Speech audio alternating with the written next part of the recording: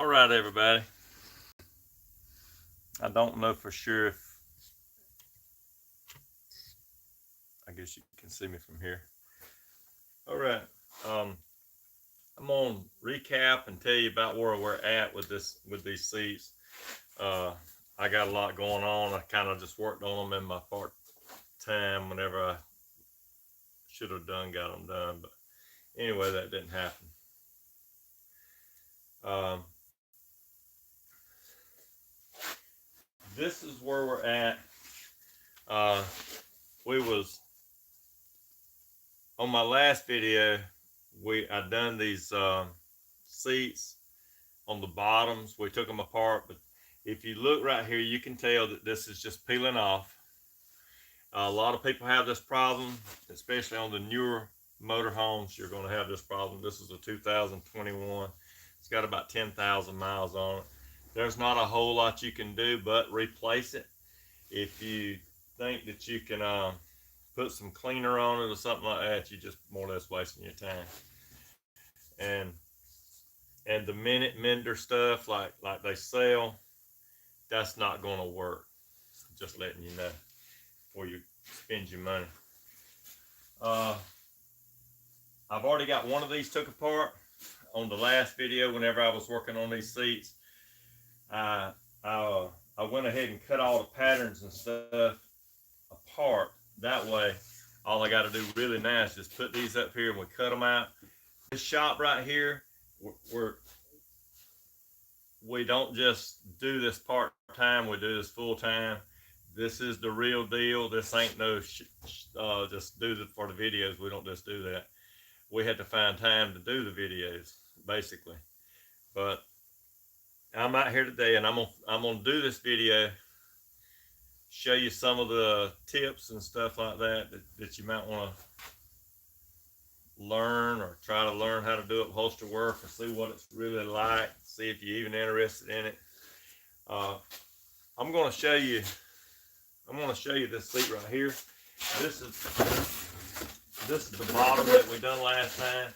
I did make the cover last time, and you can tell right here, that's what we made. We're changing this right here. He wanted this gray color in here to start with, and like I said on the last video, for everybody that didn't see it last time, you can see it this time. He wanted it to match this color right here. It is pretty close.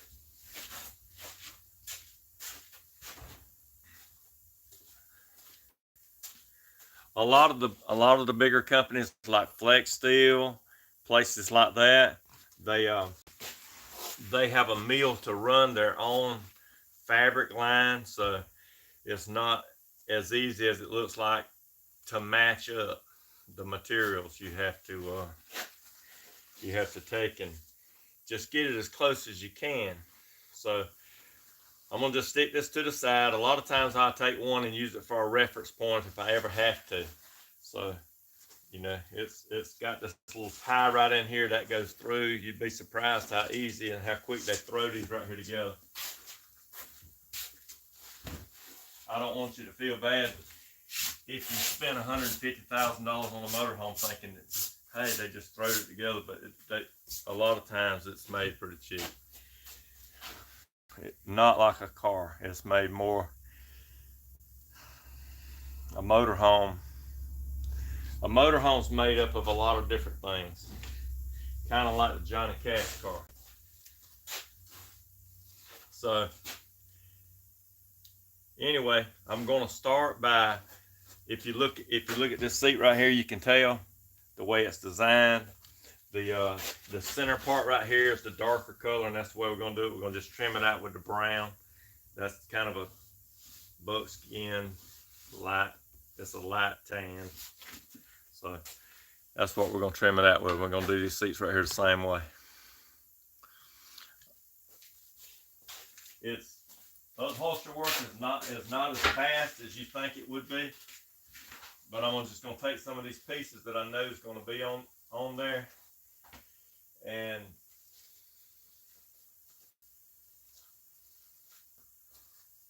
I know these are the dark pieces right here. and this right here is the center part.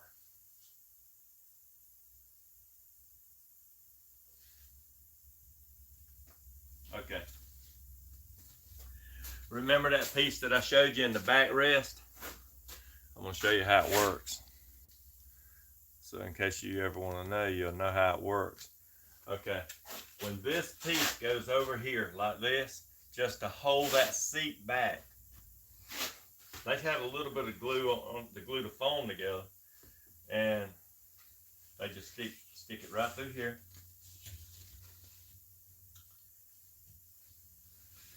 And they pull it down just like this. And then whenever they just pull it in, that holds this right here in, like this. You would think that it was more than that, but it's not. It might have a little bit of glue on here, very, very little. And they put this pillow in here. You see how simple that was? They didn't even put a zipper or nothing. They just put some hog rings in it just to hold it together and made a bag. That's basically just a bag. And you see it's a little bit thick. For real, I meant it when I said they make it like a Johnny Cash. It might have car headlights in it. It might have truck tail lights on it. They just do it that way. And it must work because a bunch of people own them. I actually have one too. So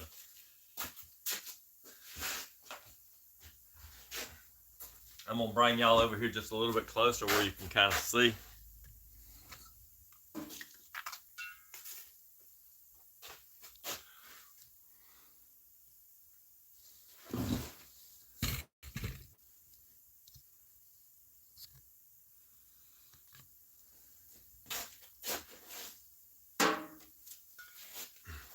I know you don't want to see my ugly face, so we just let you see what's most important.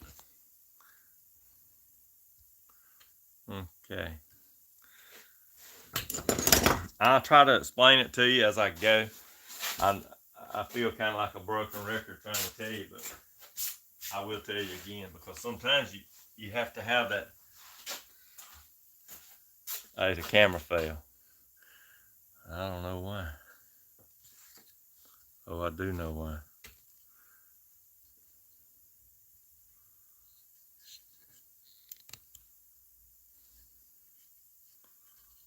That's crazy.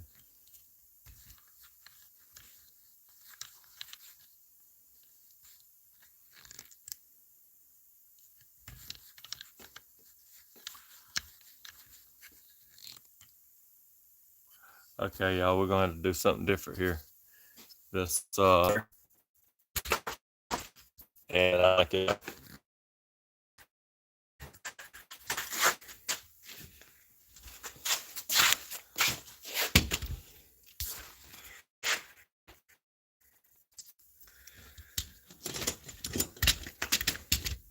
Don't buy your camera stands from the dollar store. They don't work good. Okay, maybe you can see that.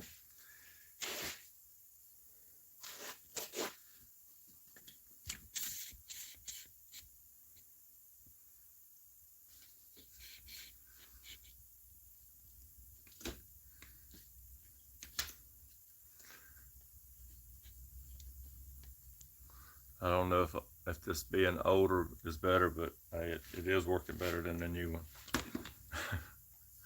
I just bought that thing.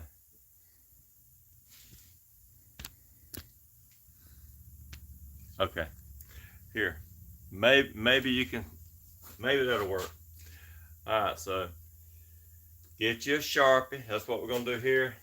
I don't have the pad or nothing on here, so I'm gonna have to put it on here. It came with like a real thin, like a 1/4 inch, maybe what you would call headliner. That's what that is.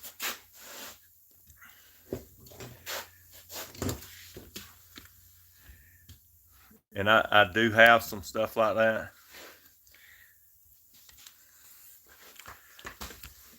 A lot of times we'll buy what they call scrap headliner, and I'll show you what I mean by that.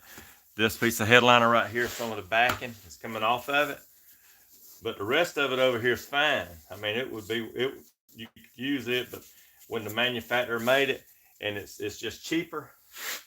So, but all this on the other side is good, so they call it scrap. All right, that's what I'm going to use for the backing.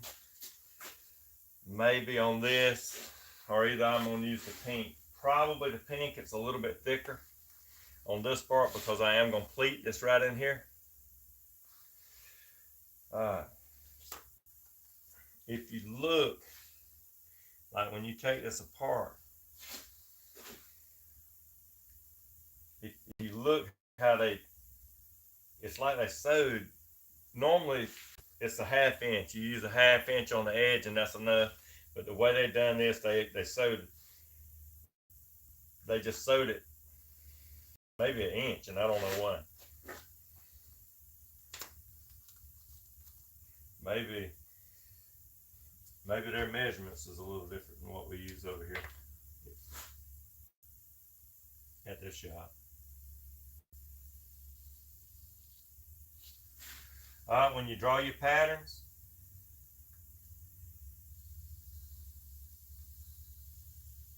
drag your hand.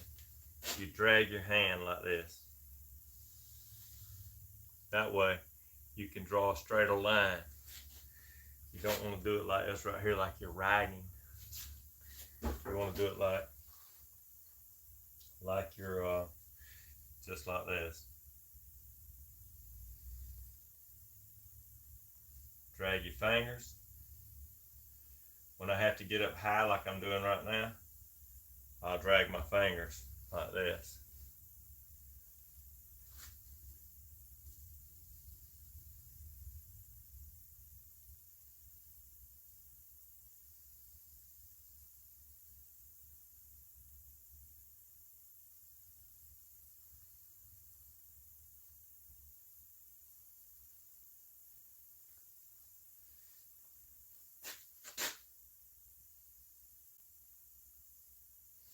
Okay. This right here is the backrest part. A lot of times I'll take this piece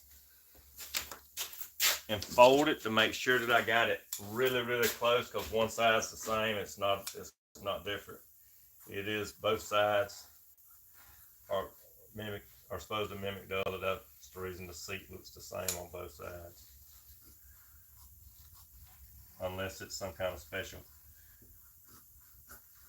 seat or something.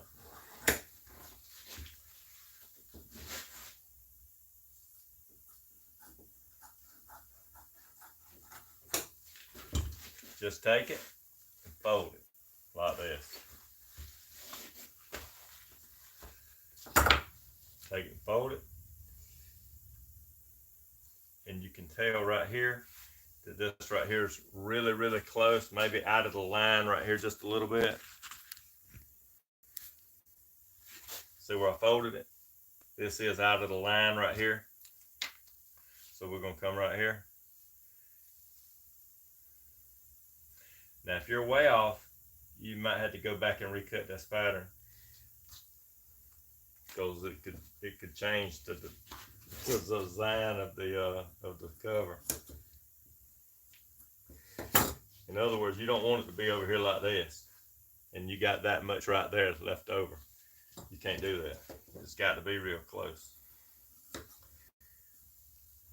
So if you think that it's going to be a little bit off, you might want to fold your cover before you ever cut it out, because this material right here ain't cheap.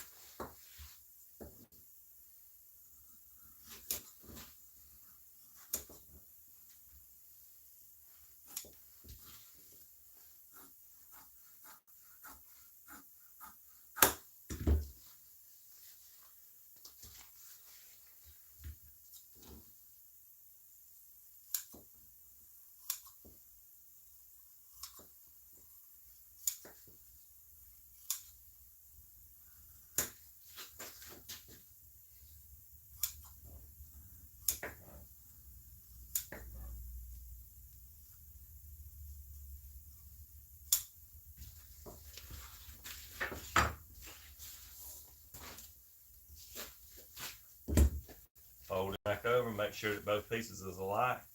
This right here, just right. It's dead on it. Maybe I should. I got to keep an eye on this camera. This right here,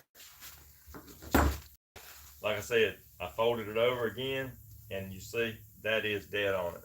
It's really, really, really close, just like that. So it needs to be just right, especially if you want it to look good. It's gonna have to be right. Now this is my pattern for the next backrest. So what I'm gonna do is I'm gonna go and cut these pieces out of this because it's already here. It's already here. It looks like they've got extra pad in this, like it's a little bit fluffy.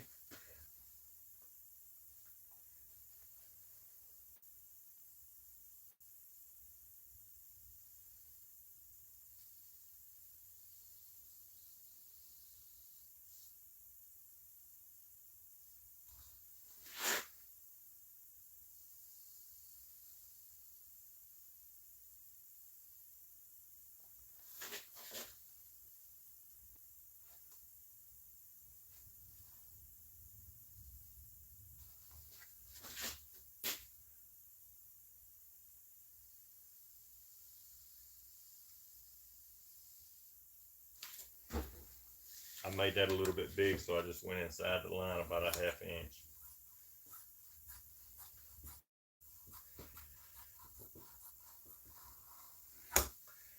This piece, both of these pieces are just alike. This one is like this. It's just the opposite of that one. See? So they're just alike. When you build a seat, normally you start in the middle. That's what I always do. And you work your way out to the edge. So you got to have a starting point, and the middle is where you're supposed to start at.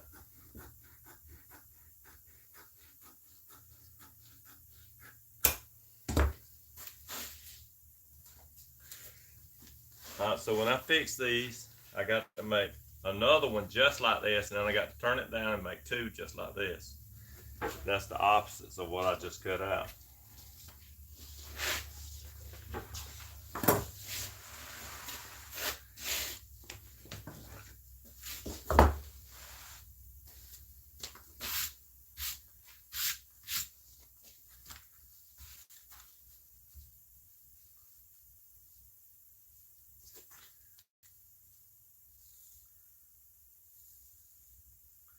Alright, so I got to have two like this.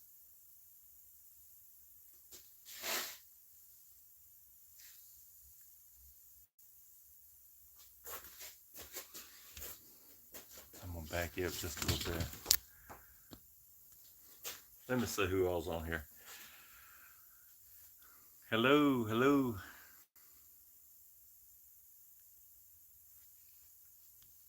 Your comment comes on just for a minute and then it disappears. That's the reason I have a hard time reading it. And these glasses right here ain't great. But I'm glad everybody's taking the time and watching it. I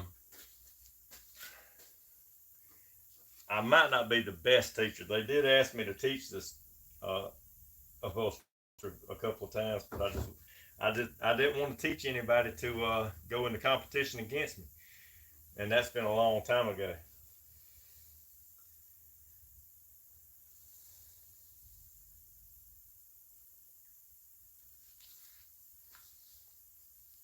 But remember, I said you got to take one and make it just like this, so it's got to be facing up.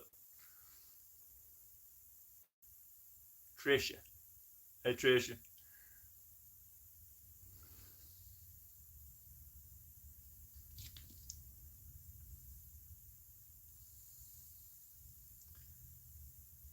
How would you feel if you bought a very, very expensive motorhome and all of a sudden the seats start peeling up on it? I know it would it would upset me, but it wouldn't upset me like it would somebody that don't know how to fix seats.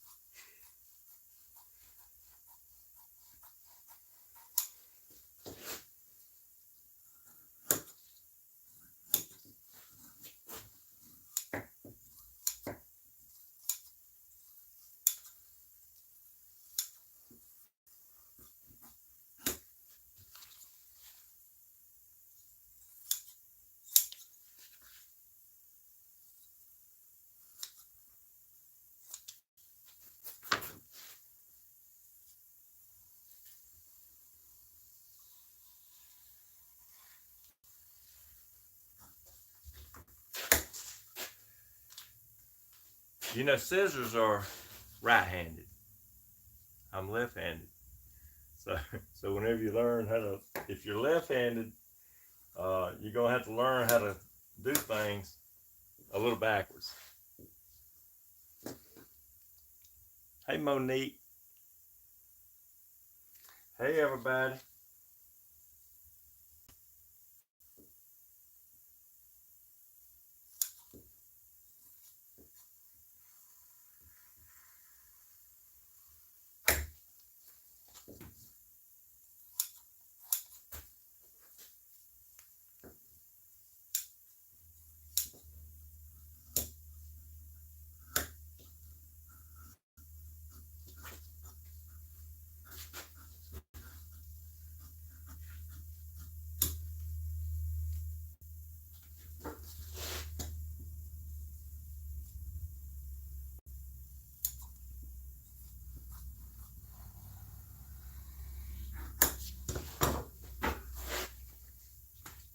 All right, so this is the sides. I'm gonna show y'all something different. Just come in here. You come in here just a little while back, and I'm gonna show you what I got into. I don't normally do furniture, never have. But this lady come in here. She was with a friend of mine, and they talked me into it. Can you see this right here? That was like really, really, really bad. It actually took it. I laid them on top of one another like this, and let them sit there for about a week. And when I come back and pick this piece up, so if anybody's viewing it knows how to take this stuff off without sandpaper, let me know, because I put everything I can think of on it, lacquer thinner and everything, and it's really giving me a hard time. I'm gonna show you this piece right here too.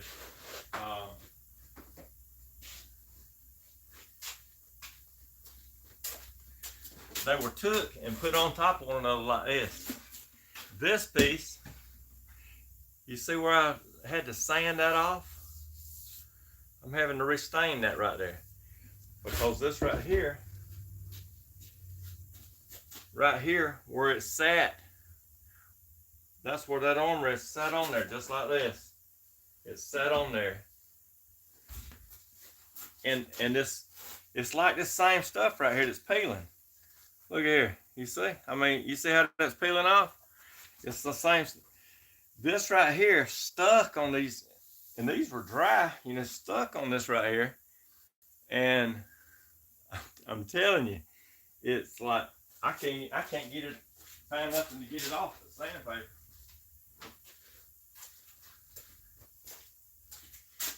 What's that saying? No good deed goes unpunished. I think I'm being punished on this one.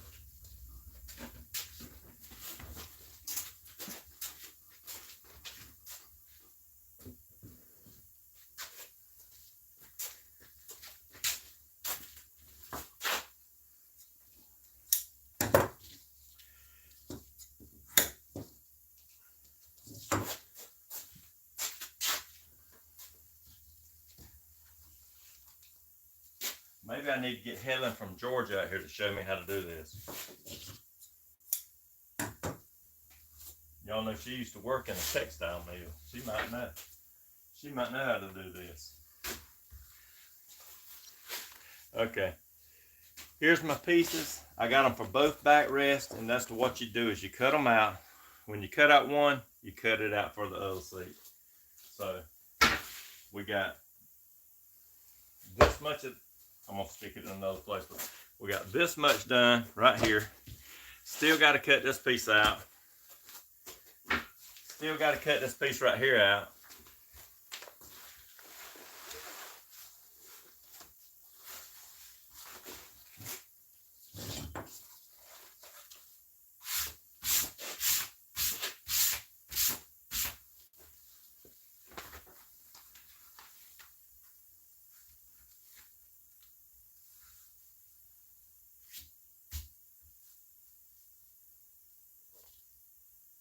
Okay, we got this piece right here. I got to cut it out. It looks kind of like a t-shirt on it, but it's not. So,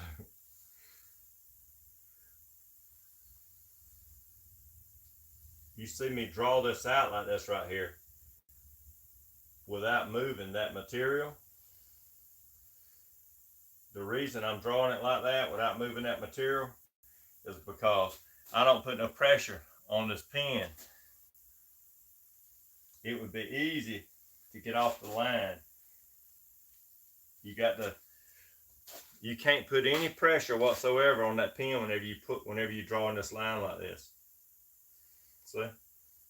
You put any pressure, you'll go over the edge.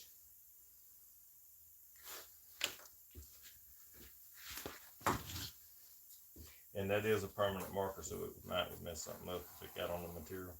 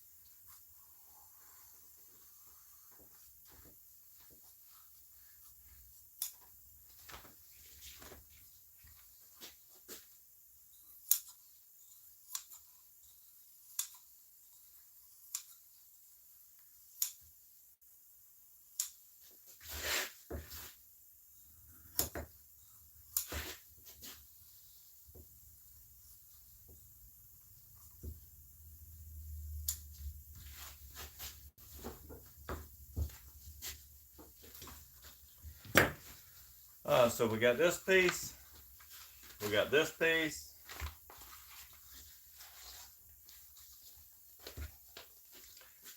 we got the two side pieces, we got to take this piece right here and got to cut two of these out.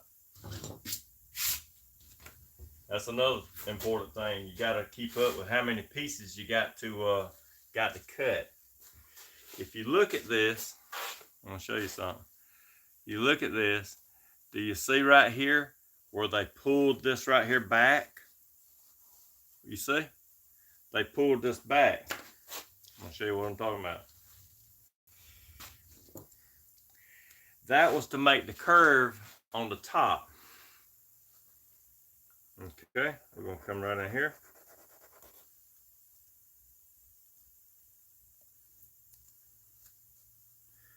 Right in here.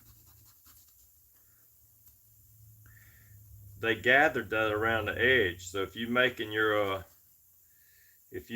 patterns and you make them like that without taking that apart, you see how much longer that made that?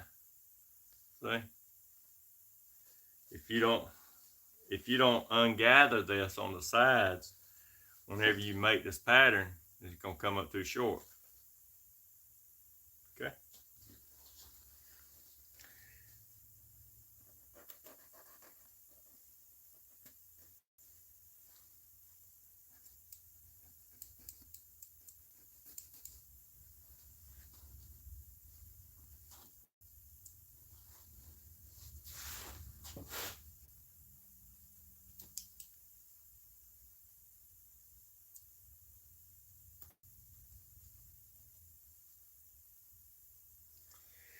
Even on the corners, you can't really tell with the skin coming off of here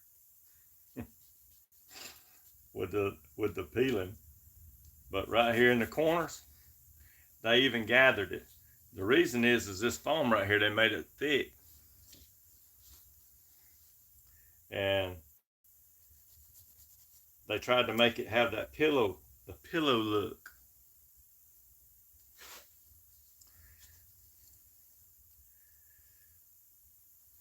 If you've ever been in a factory that sews these right here, what they do is they have one person all day long, and they sit there and they just gather this one piece, and then they turn around and gather this piece, and they gather this, and they gather this, and they throw it in a bag or in a box. And then they take it to the next guy. Whenever that box fills up, they take it to the next guy. He takes and sews one more piece on. and that's their job, because they sew them pieces on. No one person builds the thing. Whenever it gets to the end of the assembly line, they roll them out to somebody else, and he's sitting there ready to put them on with an automatic stapler. And that right there is the staple from an automatic stapler. The thing will shoot staples out like crazy. Hog rings, staple guns, they do the same way. Okay, you see how thick that is? That has absolutely like no value to it. It's like very low density. I call it trailer house foam, but I mean, I don't want to talk about nobody that's staying in a trailer. I don't think they make that furniture much anymore. I think that's all that's made now.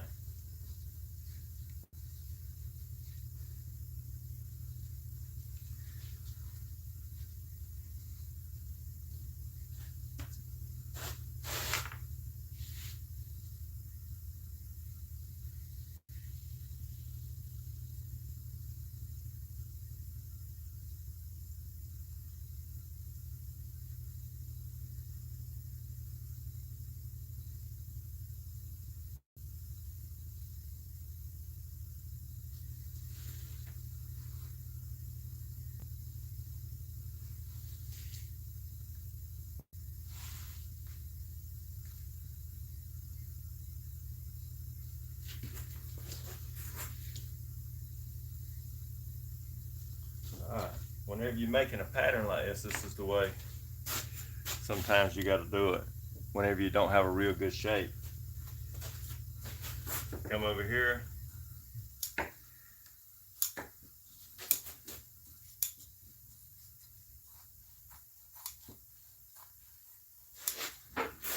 All right, and I'm gonna go halfway.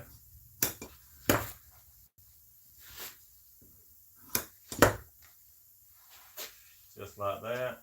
It's really close. I don't think I'm gonna have to change it. It may be a 1/4 of an inch off right here. Okay. And I'll show you what I was talking about, because I'll hold it up to the camera.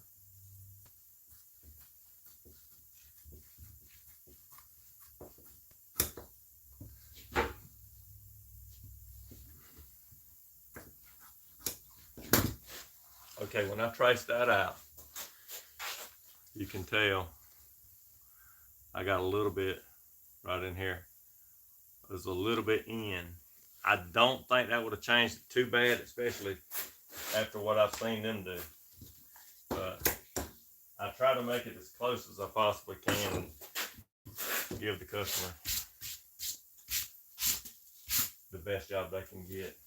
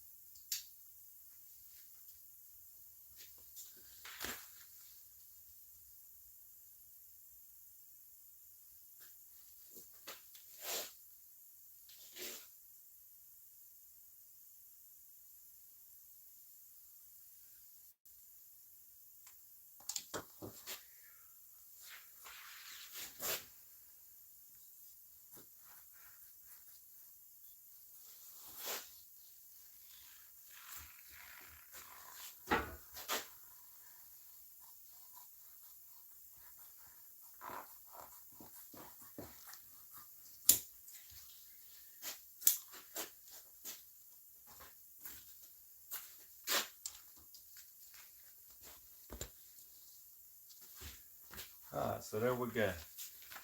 We got that much right there cut out. This is all what they call the face of the seat. I'll show you right here.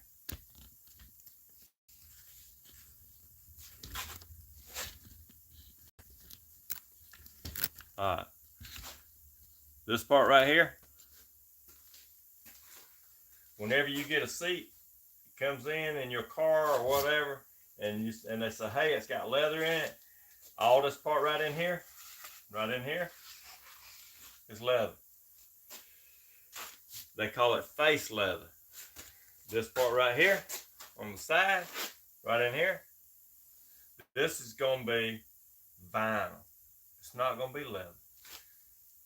Back in the 50s, yeah, all of this right here would have been leather. Face leather nowadays. Just like gas is $3 and something a gallon. You don't get your money's worth no more. So there we are. Take that tip. All right, so what I'm gonna do is I could go ahead and cut out the sides like this right here, but I'm just gonna go ahead and do these right here up. I try to do part of it and then sew up part of it. These pieces right here,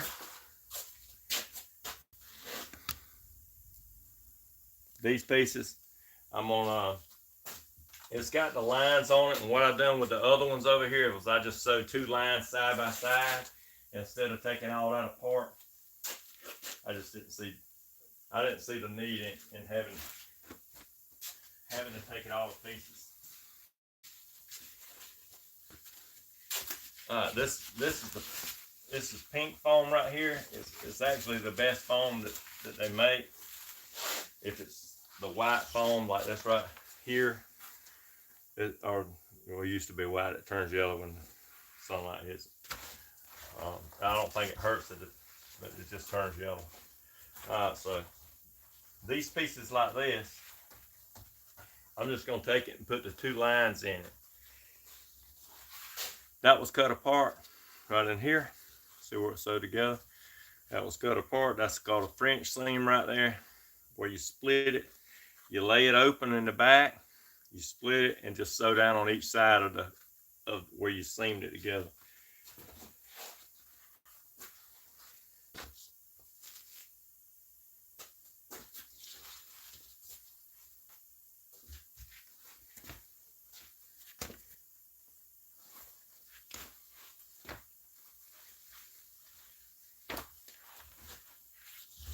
Alright, whenever I start spraying, I'm gonna have to cut the air conditioner on. By that I mean that big fan that I got will suck any heat that's in here, suck it right out.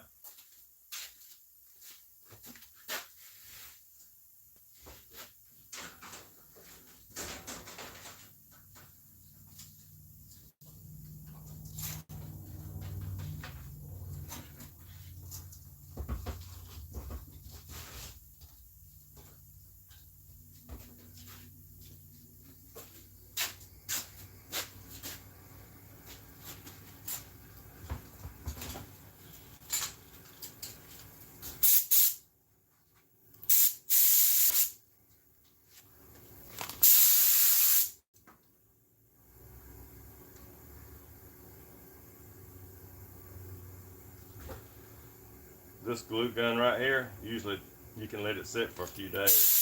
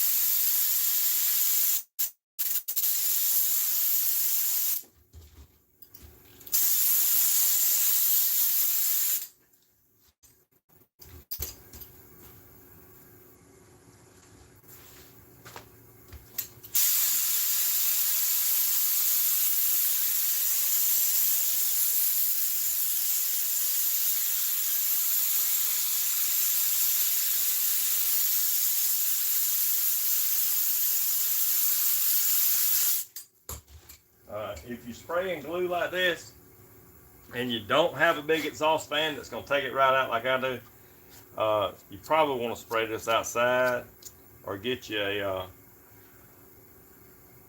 respirator or face mask or something like that. But I can feel the fan blowing the air right by me, so it's going right out. Always make sure that you take a little safety precaution whenever you're doing something like this right here.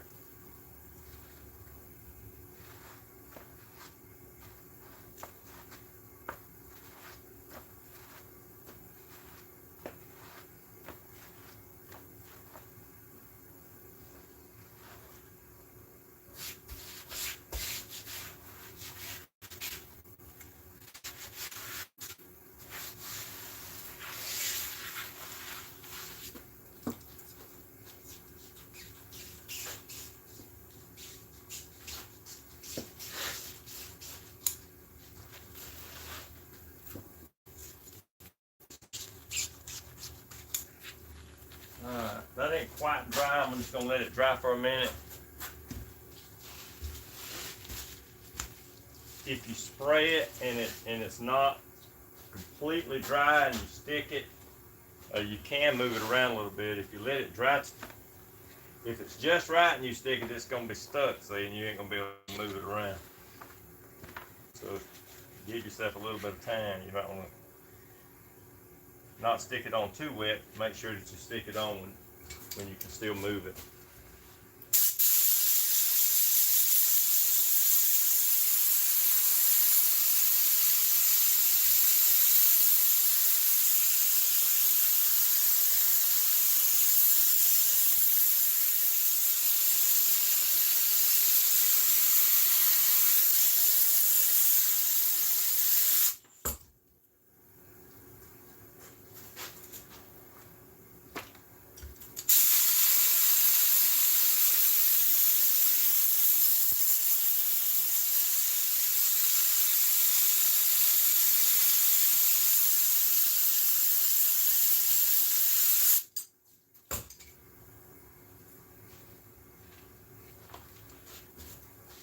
You can tell that I mean, once you just spray it, you know it might dry pretty quick, but you might want to let it sit if you put it on kind of heavy.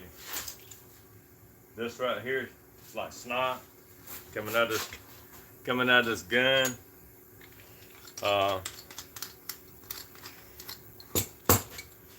To clean it, just get you some lacquer thinner and just get you some lacquer thinner and put on a rag and just wipe it off like this. I don't take the lid off, I just loosen it a little bit.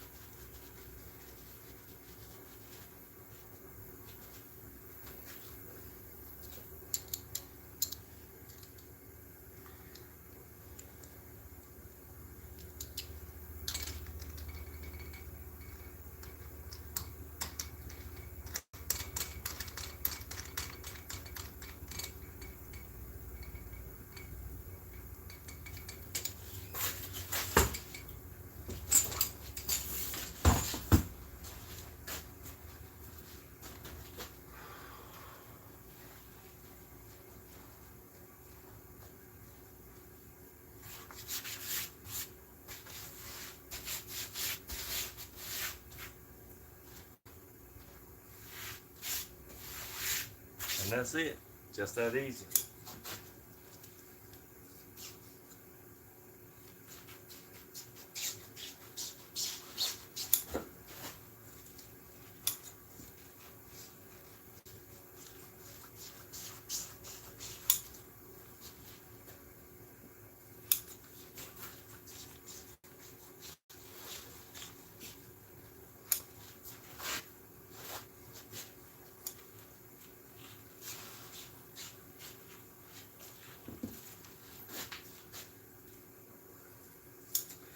I have a lot of people come up here and say, hey man, I need this thing fixed today. Like their seats, and you can't tell them, hey man, I can do this today. because it takes a little bit of time to take it all apart.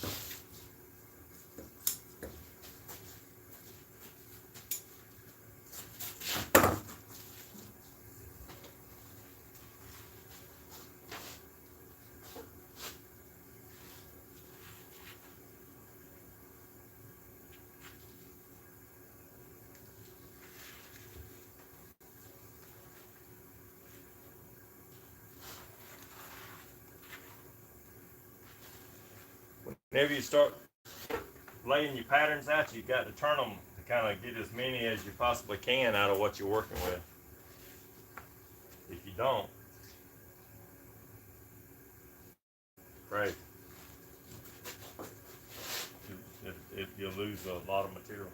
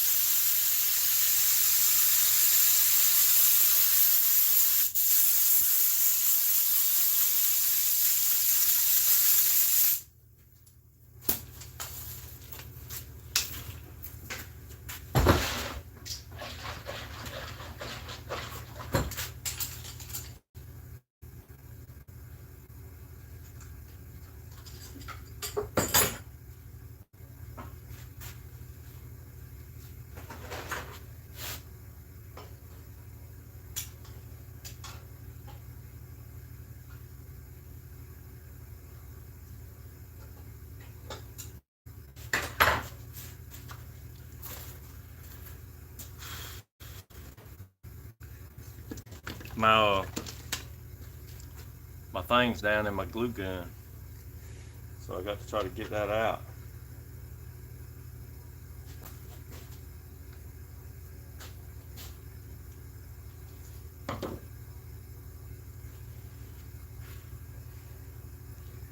When you get this on your hands, it don't like to come off.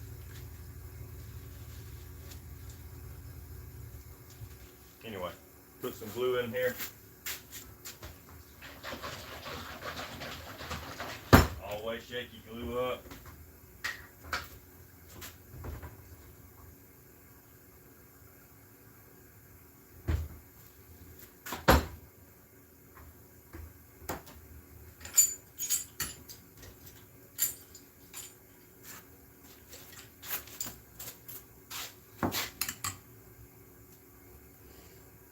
Let me tell y'all, I know some of y'all are my sister's subscribers. I don't know if y'all still watching. I'm gonna tell y'all a story about Danny Hodges coming out here. I know y'all watch his channel too, so Danny S. Hodges. He come out here to my shop one time and he wanted him some glue. So he got him a styrofoam cup. And he poured this glue into a styrofoam cup. And he was holding it there. In just a minute, the whole bottom of that cup dropped out, went on the floor and all over him. So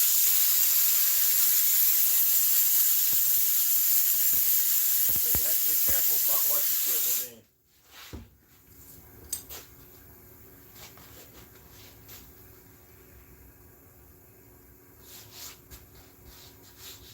And for y'all that don't know him, his channel is Danny S. Hodges. You might want to subscribe to his channel.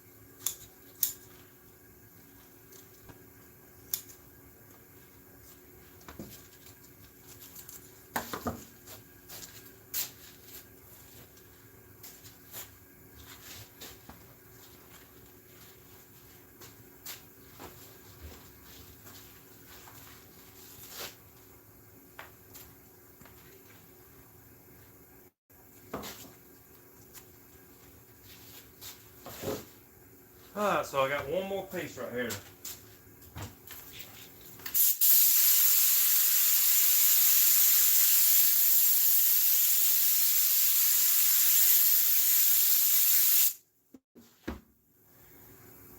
See how much better it sprays with that good glue in it? You can take and turn this right here. That's the fan. And make it spray on there a little bit thinner.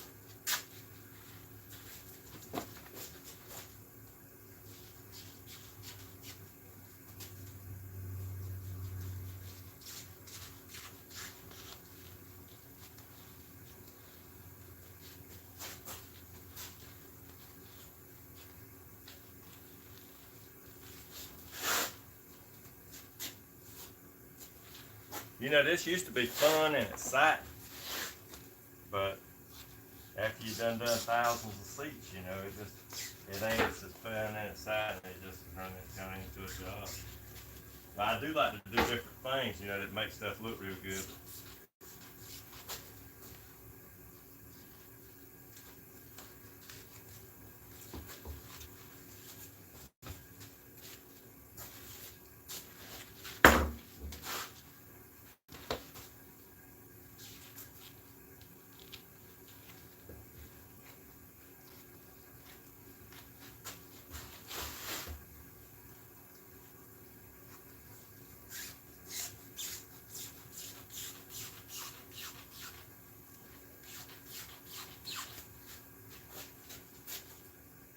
Okay, so we got this piece right here cut out. We got this piece right here, which is just like it cut out. These pieces right here cut out. This right here cut out. This piece right here's got to be stuck.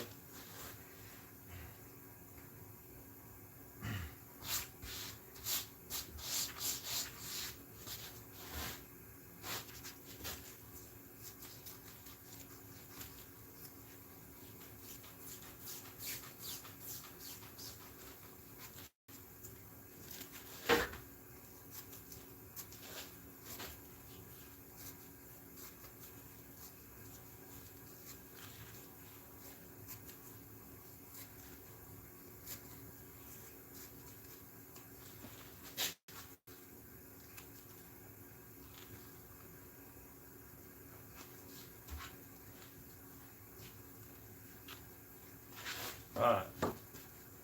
I'm going to tell you another important tip. I don't know if you could tell when I was doing it because I do it kind of fast.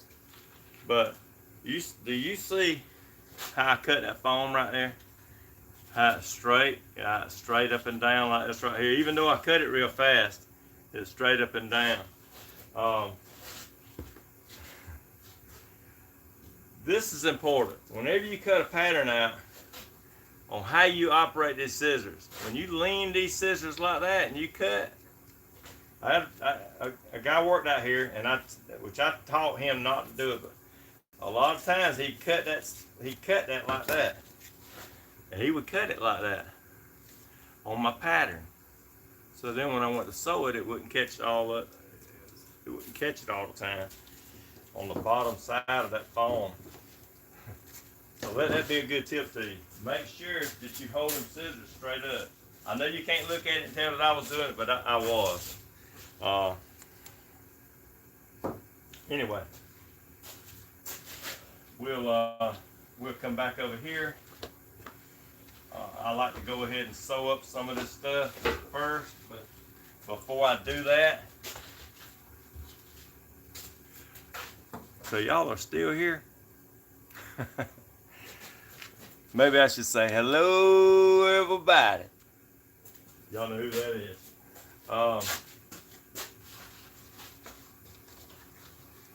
Maybe I should tell you some of the stories of some of these people I did work for over the years.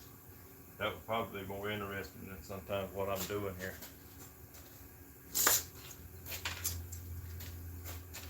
Alright, when you cut a piece of chalk, you take the piece of chalk, take your scissors,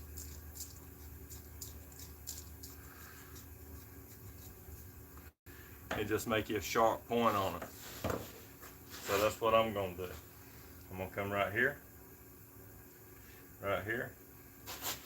come right here, mark it a little bit along,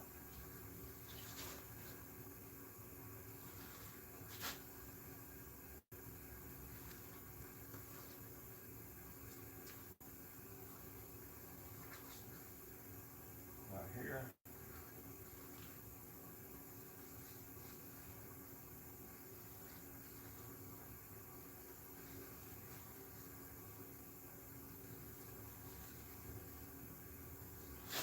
Alright, we'll see if we can't draw it from there.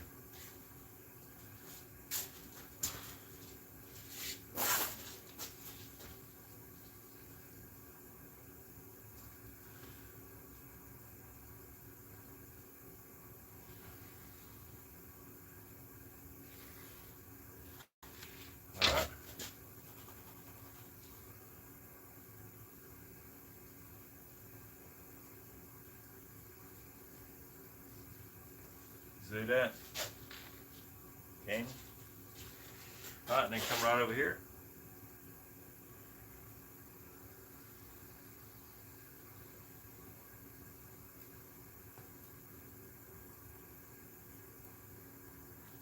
Just like that. Take your other piece, like this. Lay it up on top of it. Like this.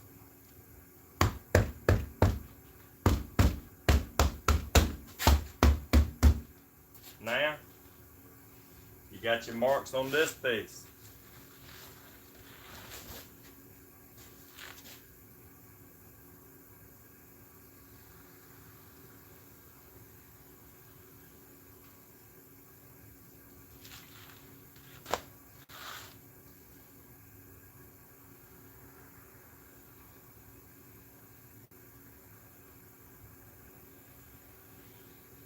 All right. I don't have to put 2 marks on it. I don't have to. What I can do is I can gauge my sewing machine foot to sew the second line. And that's what I'm going to do. I'll take you over here to this side, show you kind of about how I'm going to sew this right here up. That way you can get an idea of what's going on and how to put it together.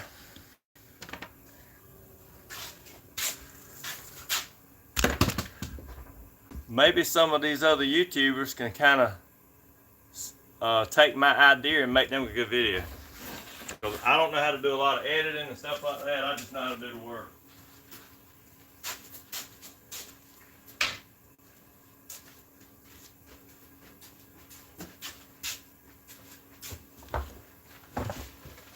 Alright, and let me see what color thread I had in that. It's the thread I got in there now. Alright. Okay, can you see? I need to zoom in a little closer. Maybe like this. Whoop. I went over the camera. What about that? Okay, there we are.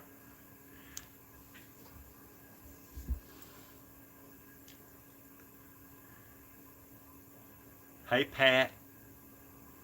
Hey Monique. I didn't know if y'all was still here. Alright, here we go.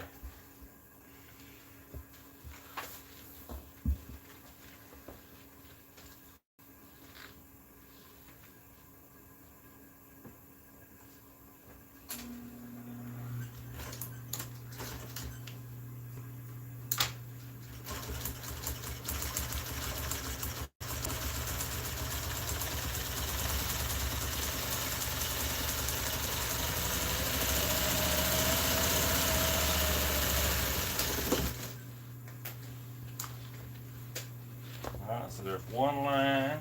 We'll do the other one, and then I'm gonna wipe that chalk off.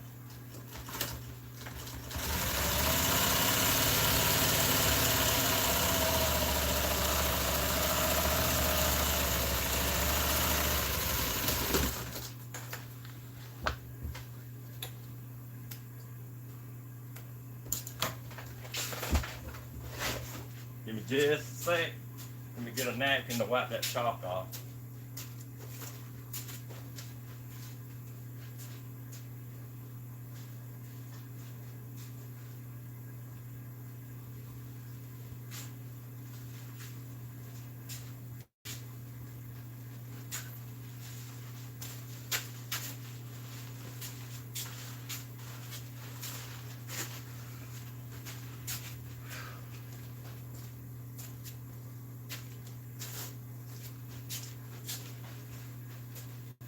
You can just take some alcohol like this right here and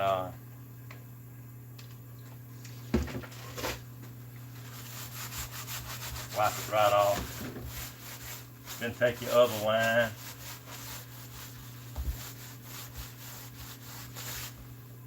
Alright. Just like that. Just like that. Maybe I need to zoom y'all out. Like this. Alright, like this, where you can see the whole thing. Just wipe the excess off. Then whenever I stick my sewing machine needle up here, I can kind of gauge how far apart I want that line right there.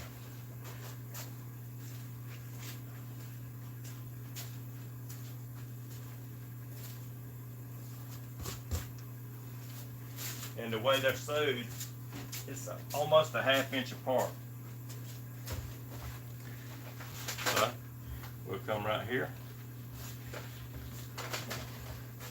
Another thing you might want to do is look at that line right here and see how far apart it is, and make sure that you get them like lined up exactly apart. So I need to go inside the lines.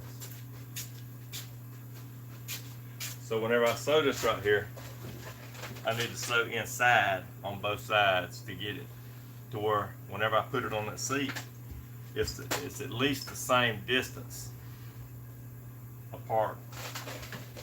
If I sewed them on the outside, then it wouldn't.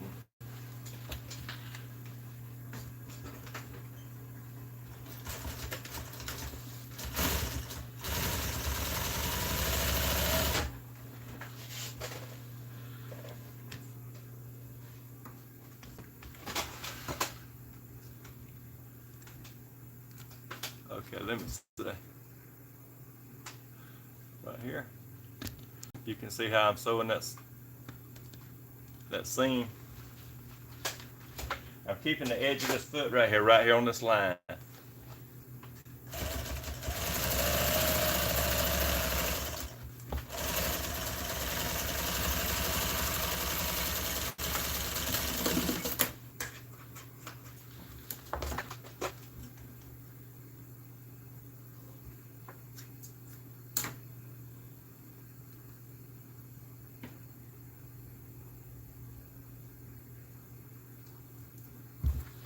And do this one right here the same way. So I'm just going to fold it around here.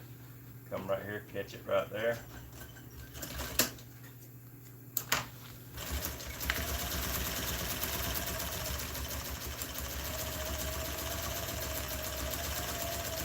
There's a guy online, I don't know how he's got his sewing machine geared, but I watch some of these videos because YouTube says you can learn from this, but he'll do like this.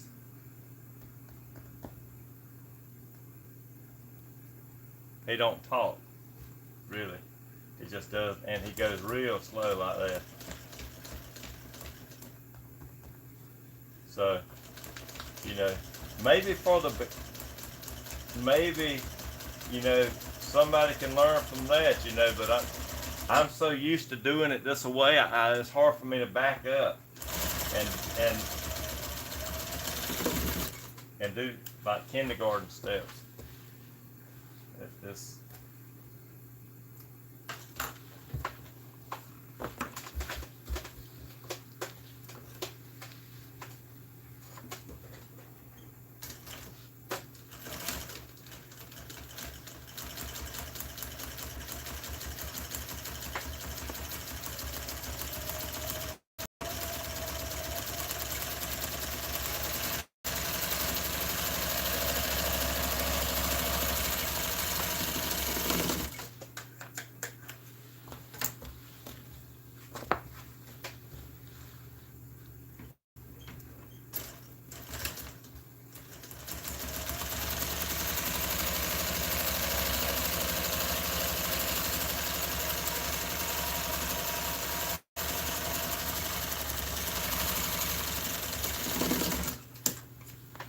just like that.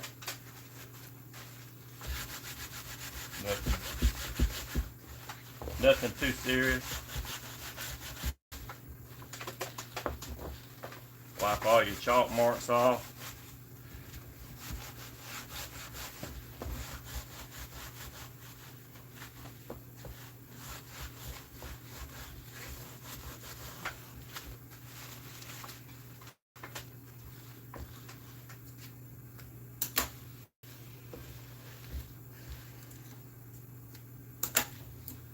Okay.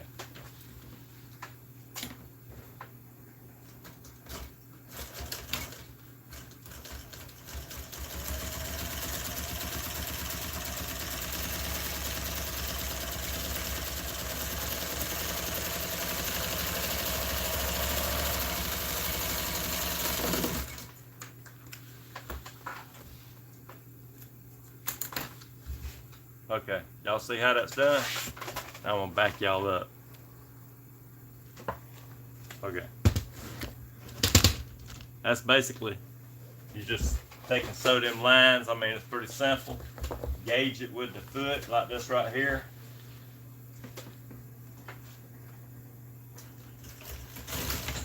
Just like that.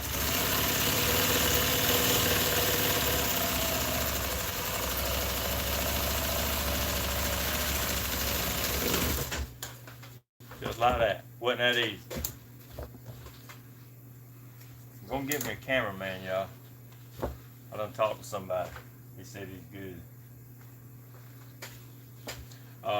Normally, the way I do these seats, like it's because I've done it kind of like the factory does it this way a lot. Is to sew around the edge. If you don't keep an eye on that bobbin right there, and if you run out, and I got maybe an 1/8 of an inch in there, but if you run out, without a doubt, you're going to be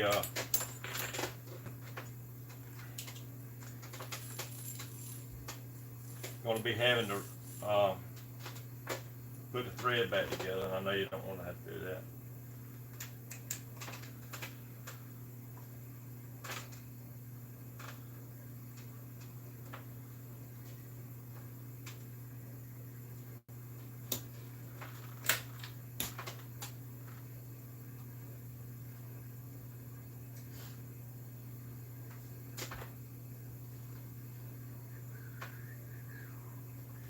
Always keep one wound up. Let me show you all that. There's your bobbin case. That's what your thread goes in. When you put your thread in, you don't want to put it in this way. You don't want to put it in that way. You want to put it in this way to where when you pull it, it turns your bobbin just like this. See how it turns your bobbin? And you want to take your thread and you want to go back here, back through the tensioner, and then that's the way you do it. So if you don't know how to put a bobbin in, you always want to make it go in that way, where whenever you hold it like this, and then you go back to your tensioner, go back like that, goes through the tensioner.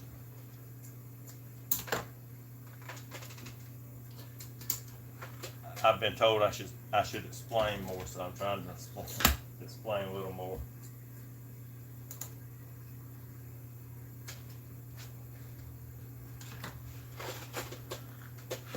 Alright, I always go around these edges right here. It's just me. You don't have to do that. You could probably just sew it together just like this right here. It might work, but I've just always done it, so it usually don't take me but a minute.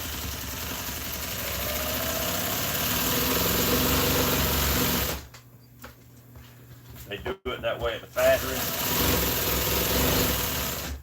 with a chain stitch machine, but this machine does it all right.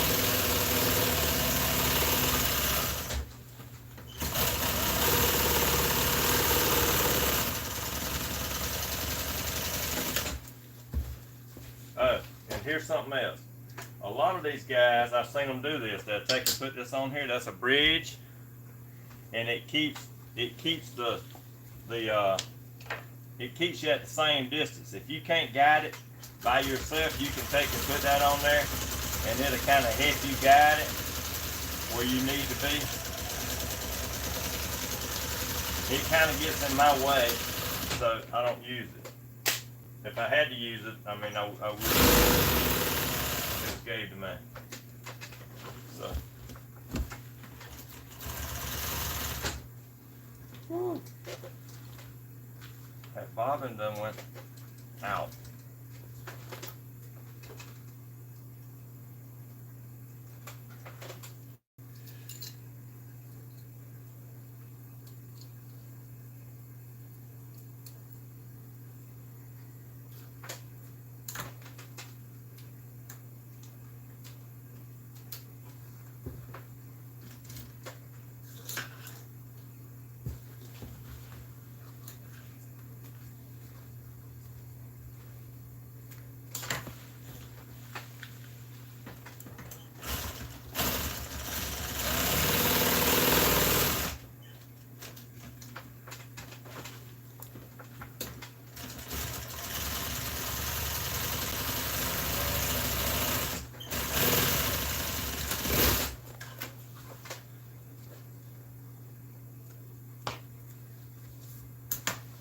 There you go. So that's normally the way I do it, and I take these right here and I do them the same way. I just sew around the edges on them.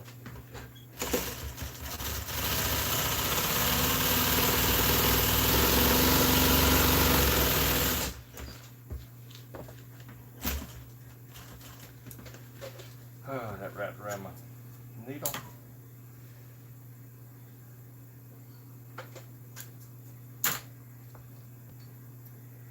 If you're not good at threading your sewing machine, you will get good.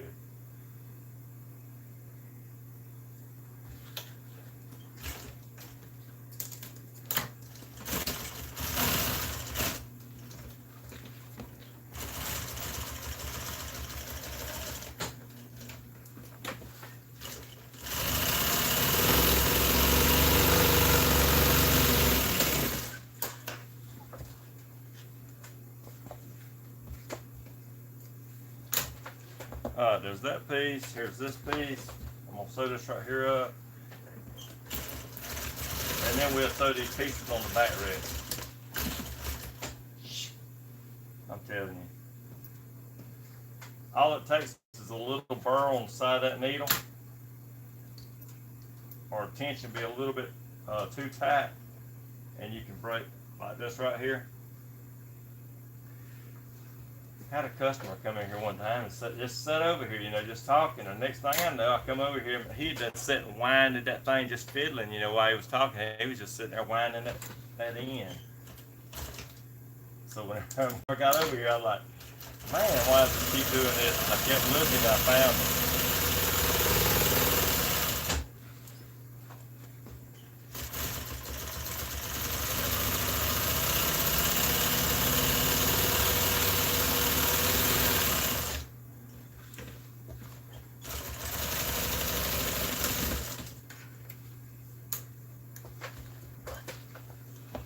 Alright, so I'm going to come right here. Well, these pieces are just alike, so I got to sew another one to actually sew this cover right here up.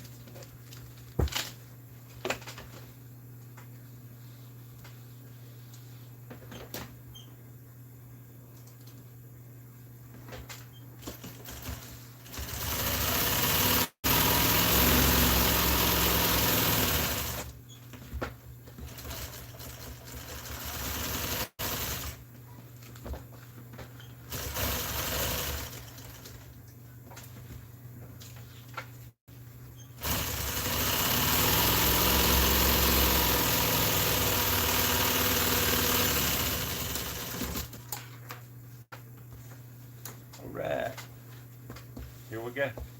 You take this right here, you set it up here, you can about look at it and tell that it's going to fit. So,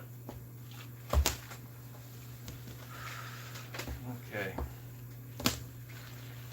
I'm going to go over a little bit because that's cut at an angle right here, like this, and if I go over just a little bit, maybe a ½ inch, whenever I fold it back down,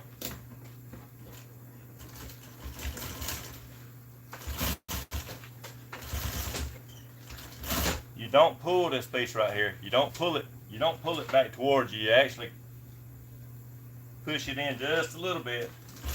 Not enough to wrinkle it, but just a little bit. That way, it'll lay down a little bit more than it did. If I pulled it, it would be standing up. You've seen that did come out level all the way to the end like it's supposed to. So this right here, remember I told you that I went over it just a tad. It looked like I went over it about a half, maybe a ½ inch, but it was at an angle. So whenever I pulled it back, you see, it's more level right here now. And that's the way. You see it don't have no wrinkle in it or nothing, but I pushed it and released the pull on it.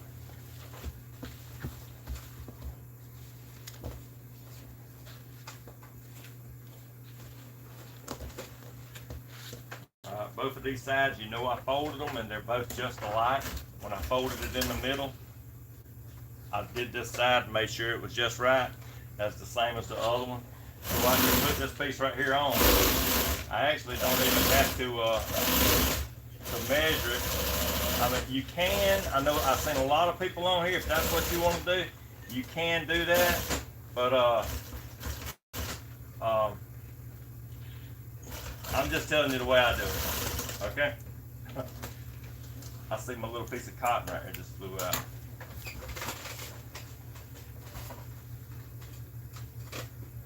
Lord have mercy. Where did it go?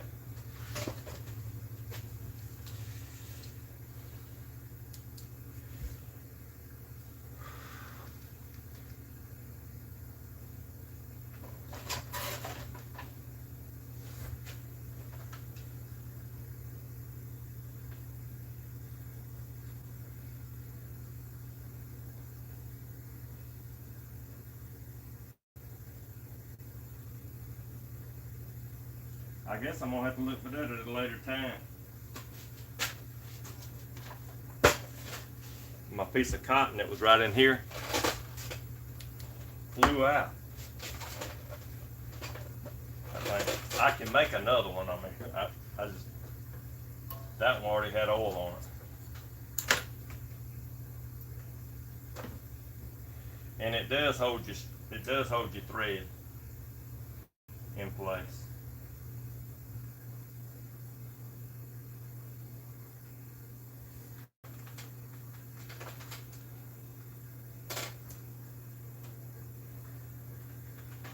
Things seem to bother me that does like that.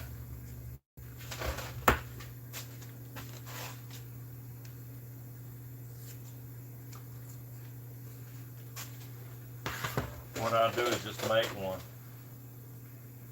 I'll just sew this right here over.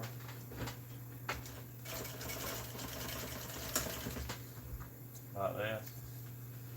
Like this. And just put it in there like that.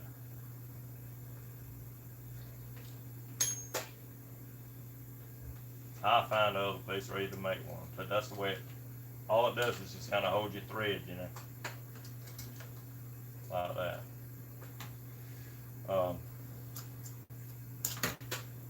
Most time I keep a little oil on mine. It don't have to have a little on there, but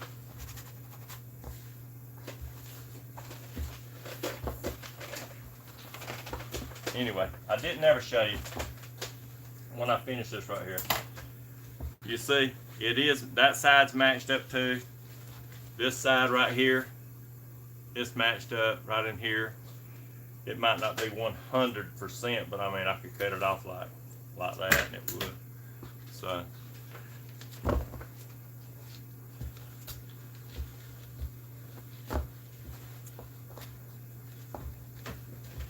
both of these are just alike. I know that I started the other one right down here at the bottom, right here. I know a lot of people do this. If y'all want to do it, y'all can. A bunch of people mark every inch or 2 or 3 or 4, and I did that on the covers for really for y'all, for the viewers. That way, they're not gonna be as familiar with doing this as me. So I did that where you would know that, hey, go ahead, mark that thing right there and mark that right there. When you take them apart, you can take your old covers and lay on top of it, and that way you can match it up and you can match it up and go that way. But if you watch these videos that I'm doing, you can learn it. I ain't saying you might not have to take it apart, but if you're learning, I mean, some people learn different than others. I can look at other people's work and tell who did it around here.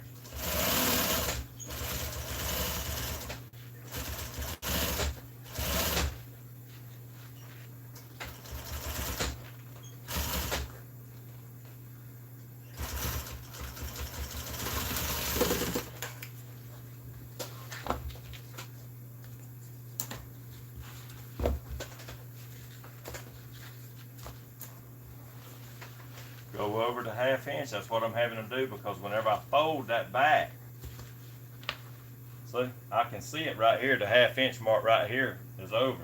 So, and I know it's cut at an angle, so whenever I fold it back, it's going to be dead on the mark. Same way I did the first. Push it a little bit, give it some slack like that.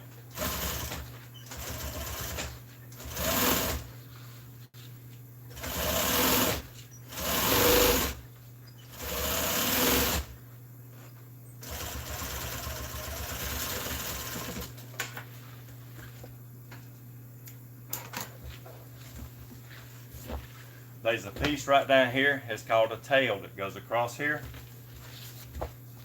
Take that tail, and once you sew it on,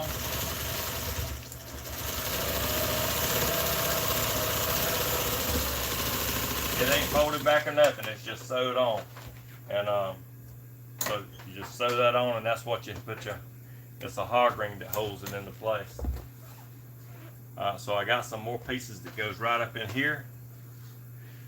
Most of the time when you're sewing a round piece like this right here, you really got to be careful doing it.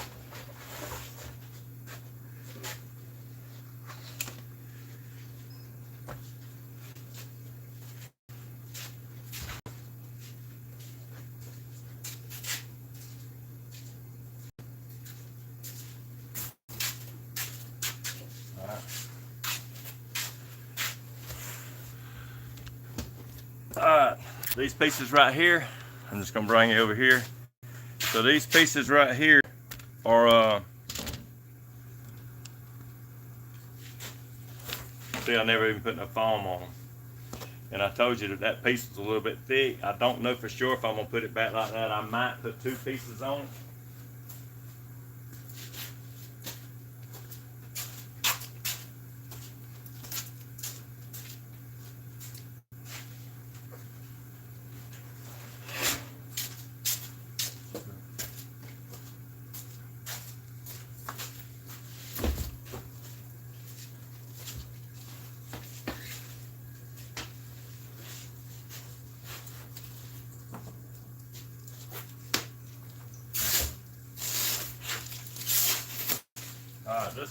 This is a new roll.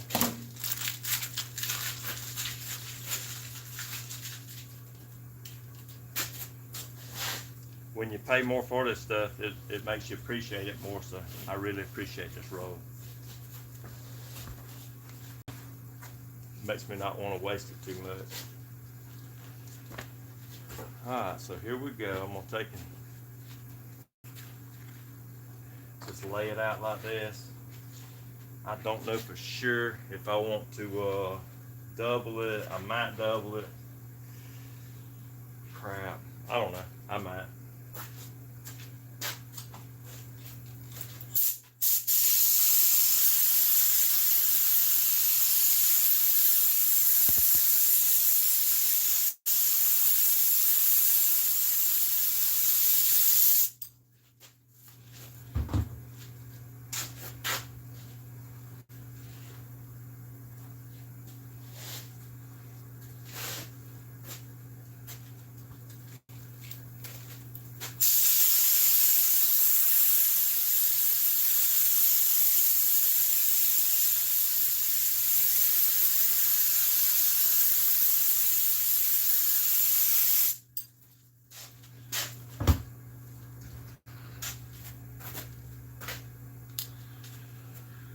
Oh, how many of y'all are still with me? How many of y'all are still with me? Maybe I need to shorten these videos down. But, you know, this is actually how long it takes to do it, you know, is whenever you do something like this right here, and then you see, and now you know, you're like, you might can give the upholstery guy a break, because you say, it does take a while to do it. But over the years, you know, I could probably tell you some stories that that I've seen come through this shop. You wouldn't believe it. You just wouldn't. Sometimes it's hard for me to actually grasp everything that's come through here. So while we're waiting for that to dry, maybe I'll tell you one of them. A lady come in here one time with a Chrysler LeBaron. And this Chrysler LeBaron had a click in it. Every time she done took it to everywhere, they couldn't find it. They couldn't find it. But it had a click. Every time she turned one way, it would click. Click, click, click. Across the railroad tracks, click. Every time she turned to the right, it would click. So they done took it everywhere. Nobody could find it. And they brought it out here.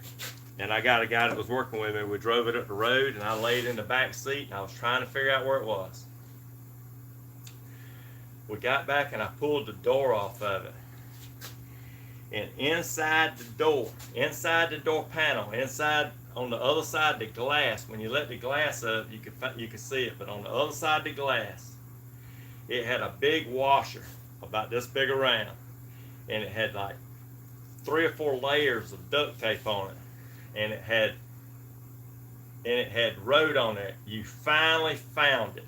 Wrote on the duct tape whenever they had it to the door inside. So whenever they would turn, that thing would ding, ding, ding, and and I kept the washer out here for a long time. I don't know if it got thrown away or used or what, but it was pretty interesting.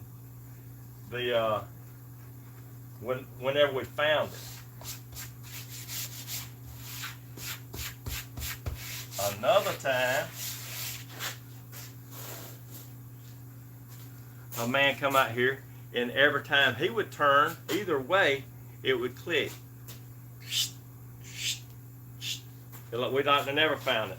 Actually, we did never actually see it, but we worked on it. And what happened? What I think happened was they stuck a marble in the track at the manufacturer right below the back glass, and every time they would turn, that marble would roll across the car and click, click, click. So we leaned the car up, we jacked the car up, and whenever it clicked on that far side, I stuck a screw in it, and that screw held that marble in place, and it didn't roll around no more. I've got 1,000 of them, but you just wouldn't believe what people went through.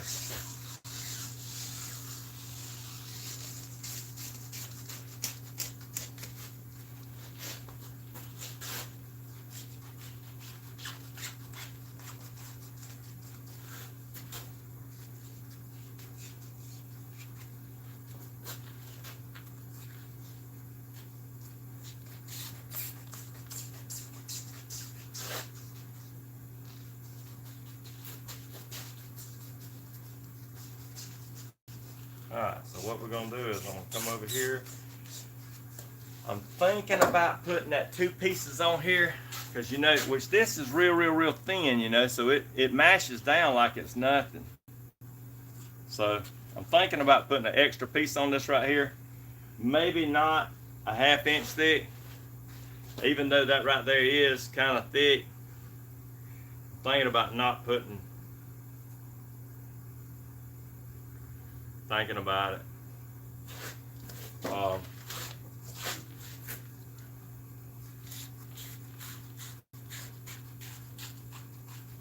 Okay. Thought about it. That's what I'm gonna do. I'm gonna take this piece right here, and I'm gonna mark the foam. I'm fixing to show you how I'm gonna do it. I'm gonna come down here and I'm gonna mark the foam.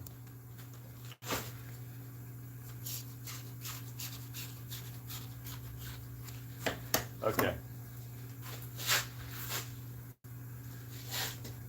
Alright. I'm gonna take and mark this pad right here. Like this. And right here. And right here on this pad where I marked around it, I'm gonna come inside this line about 5/8 of an inch, like this.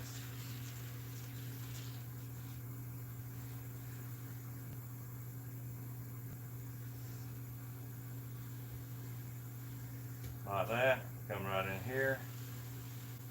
Alright, so this will be my pattern right here that I'm using to make this one and this one the same. Alright, so I'm just gonna come right here.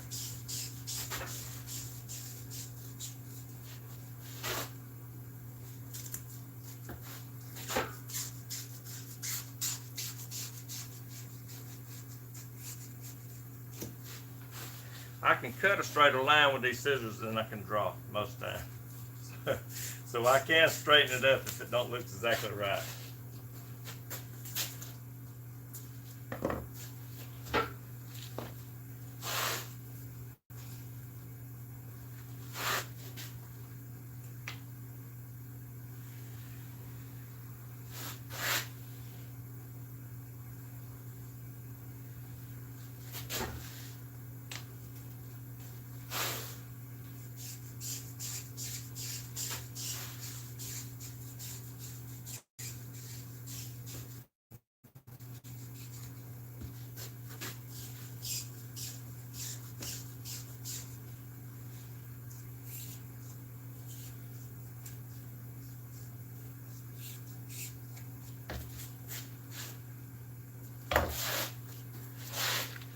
Alright, so I'm gonna lay them down like this right here. I'm gonna take this and this. I'm gonna spray them. I'm gonna put a little bit of glue on them. And I'm gonna turn them over.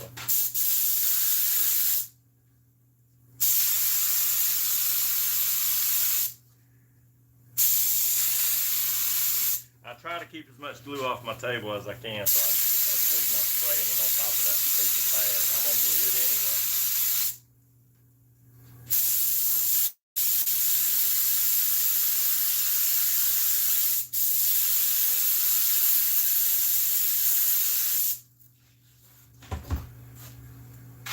The colder the temperature, like I said, that fan does a lot of drawing. It'll draw all my air out of here. If I do get it warm in here, it won't take it long, so it makes it colder because that fan seems like it takes a toll on any heat that I had saved up.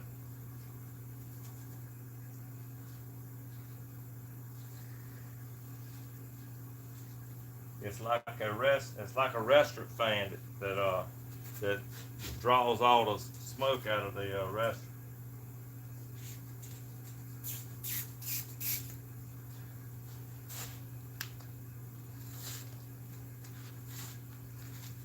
But the only difference is a restaurant has makeup air. I don't. If you don't know what that is, makeup air is, it pushes in air as it takes it out. So I don't have that. So when I turn that fan on, it's on. It'll draw it all out of here.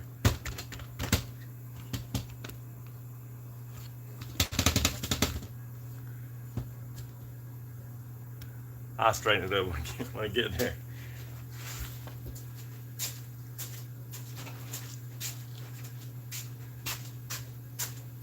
I'm chiseling the stone, y'all. I know a lot of the videos that I see are so good, and these people really know what they're doing.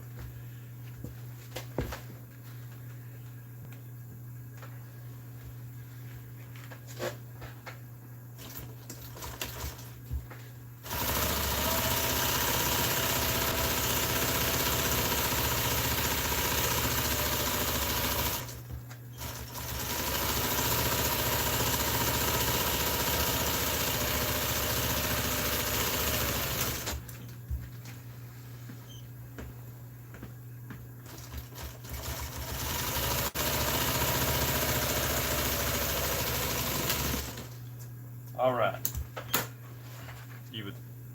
A lot of times things can kind of be like an optical illusion where you think this don't work like this or this don't work like this. But this right here, this is actually the top. And this right here goes down into the seat, right in here, like this. So this piece, this right in here, you see it looks a little bigger. It looks a good bit bigger. The reason that they done that, they have a machine at the factory that gathers this as it sews it. I mean, it really gathers it, like really gathers it. You know what I mean? It like really pushes it together. And when it does, it makes this pattern right here look smaller. I'm fixing to show you what I'm talking about.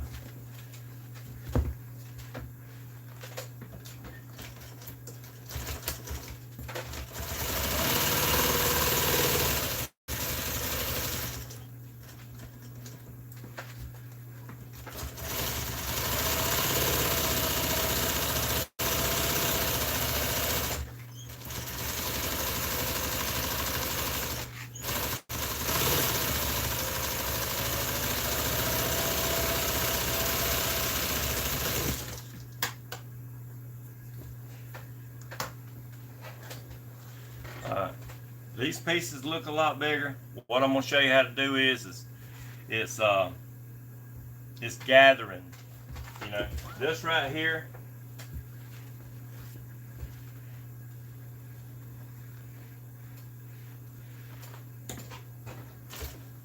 if you remember when I took that pattern apart, it looked like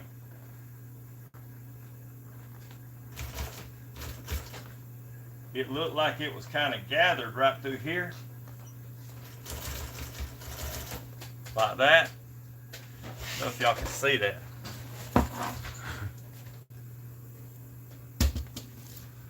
Hold on.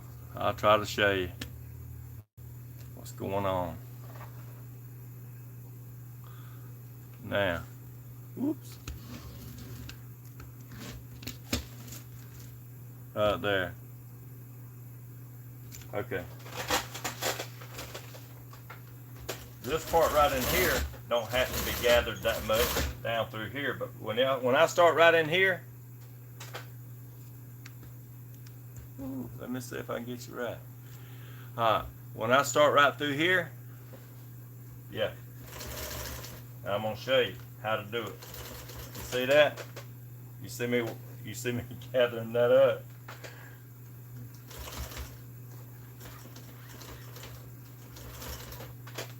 Sometimes you got to shorten the stitch a little bit, but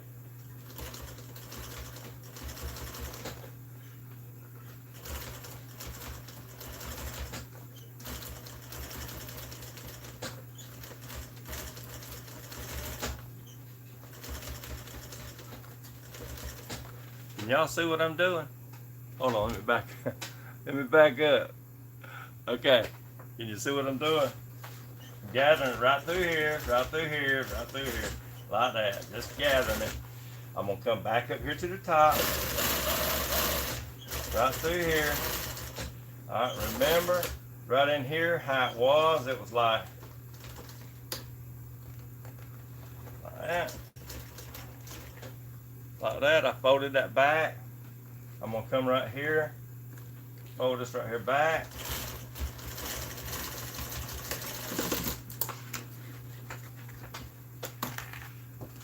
I don't know if you can tell that I gathered this around here, but it did draw it down just a little bit. And I did fold this over right here at the top, kind of like it was. It was like that from the pattern.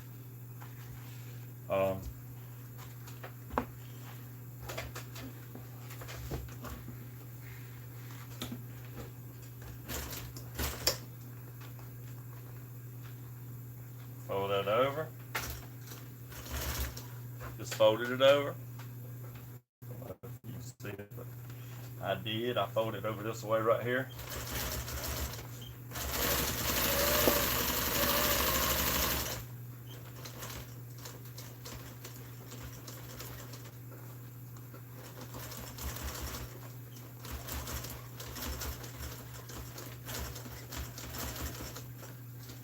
I'm not wrinkling that up, I'm gathering it up.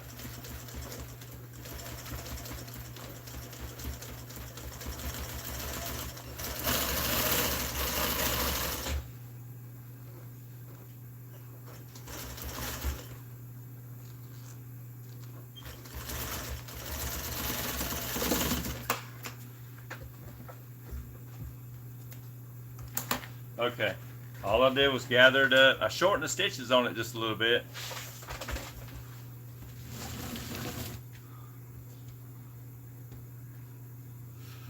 Like that. I just shortened the stitches up, put these pieces back in here like it had.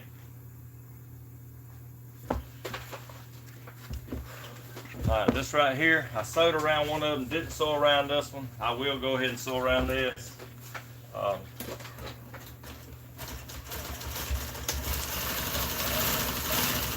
I wish there was somebody young that would pick this up, you know, and actually run with the ball on it, because this is a dying trade and a lot of people's not learning it.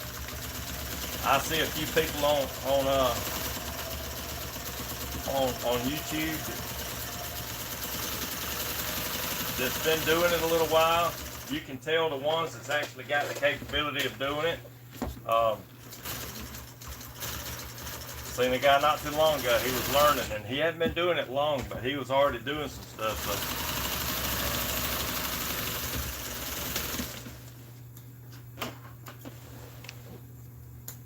The only thing is he don't live nowhere around here. I'd be knocking on his door trying to get him to come to work for me.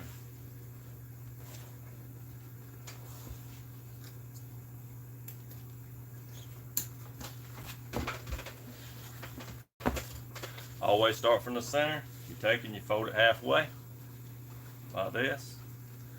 Make sure that you get it halfway, like this. If you don't start from the center, you got to have a point. If you're a half inch off by the time you get to this point right here, then you'll be an inch off by the time you get to this point. This ain't furniture. Cars is a lot different. You might can fold your way out of some furniture by folding it here and folding it there, making it look the way on the same, but you can't do that with cars. With cars, it's got to be just right.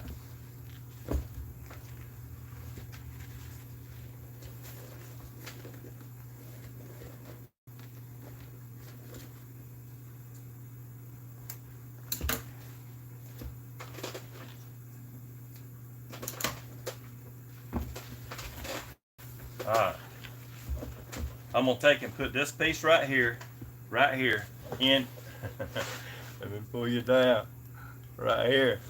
I'm going to put this piece in right here. Hey. Right here. See where that's lined up? There's my B. There's my B. That guy tickles me. But now looking at this right here, I can tell that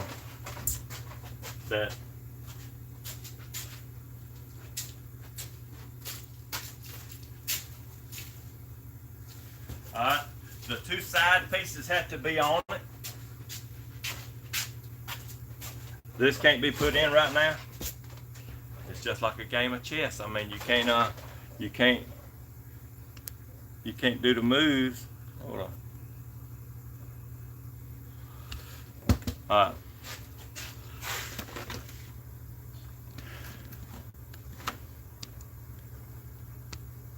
Alright. You can't do these moves until you put the pieces in. So we know this piece right here is a little longer whenever it's took apart. I took it apart a couple of weeks ago. This right here, you see, this is a lot longer, so I got to put the sides on, at least put the sides on before I can put this piece right here in. Once I put the sides on, then I can put the piece on the back. This right here is a different color, so we're gonna have to do something a little different. Hold on, I'll take you back.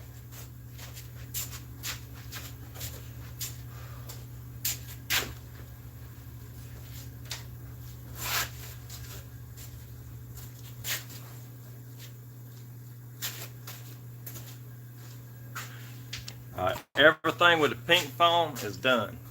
So what we're gonna have to do is everything with the pink foam, it's done. This piece right here is really done. This piece had almost every bit of that's peeled off. It's done. All the face leather, what I call the face leather, is done on the seat. So we're gonna take this. I'll put it over here in this pile, just to get it out of the way.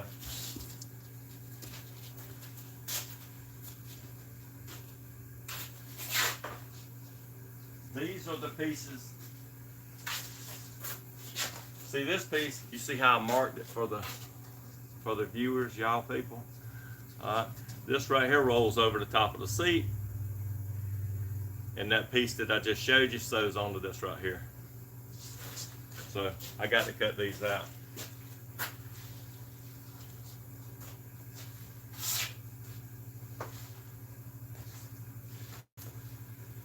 But we got to cut it out of a different material. So this right here.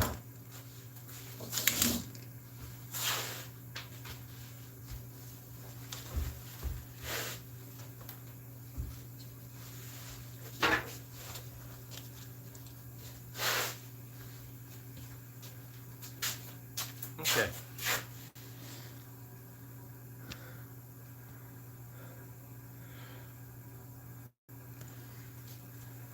Hey, if I had my cameraman like Bad Chad, I would be set.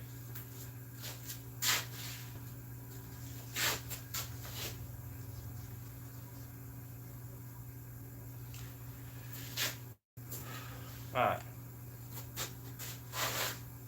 This right here is all wrinkled up. This piece is better, they're both just alike. So what I'm going to do is, I'm going to take the better piece to get my pattern out of.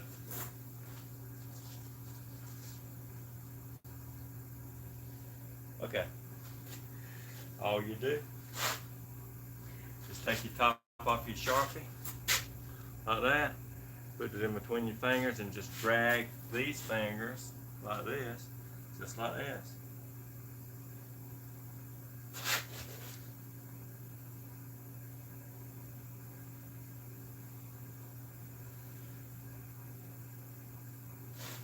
You have to move it back just a little bit. Give yourself some allowance. That's the way you do it, just like that. Come right here.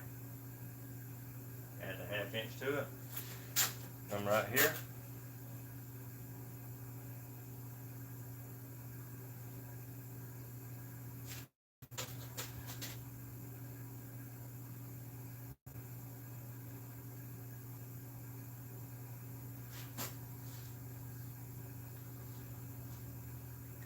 That's how you make a pattern. Pretty easy.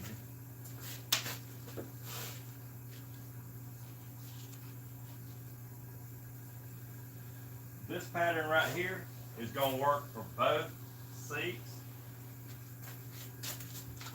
I'm going to take this and I'm going to put it on the other side and the other seat. So I got to have 4 of these.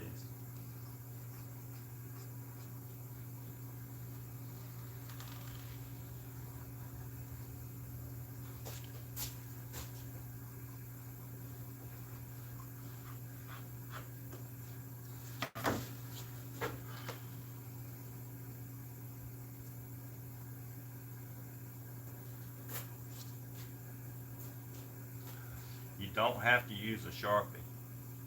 They make other things that you can wipe off a lot easier.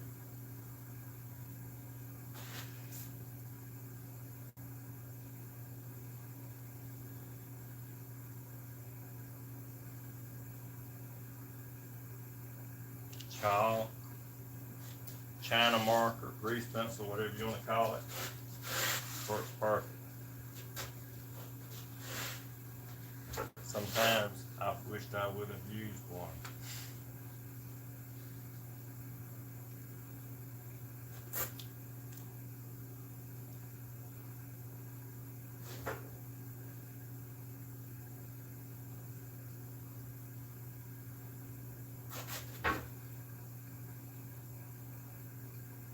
I'm going to show you why I'm leaving these together.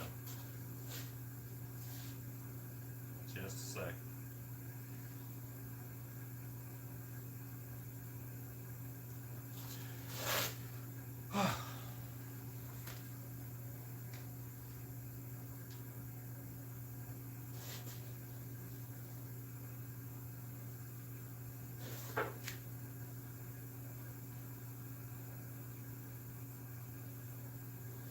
Can you see?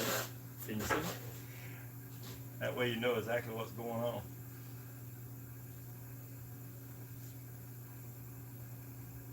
Okay.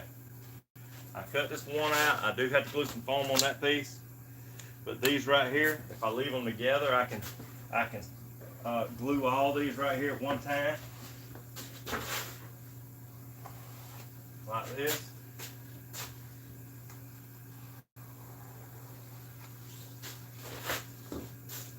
I just take my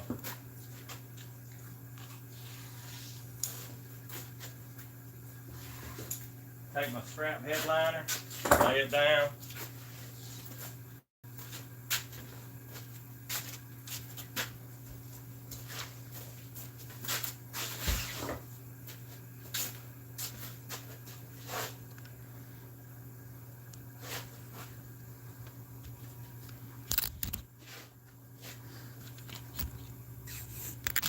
Whoops.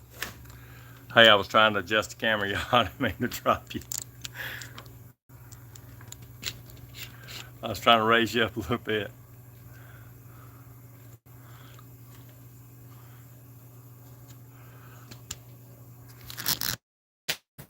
Okay.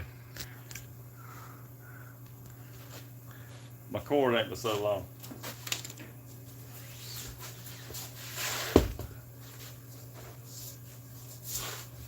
I'm just gonna roll this right on over.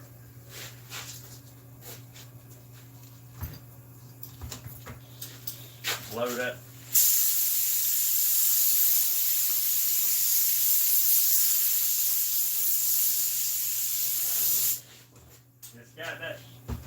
It's got them little chips from that fabric on there, you know, and you don't want to lay this on top of it.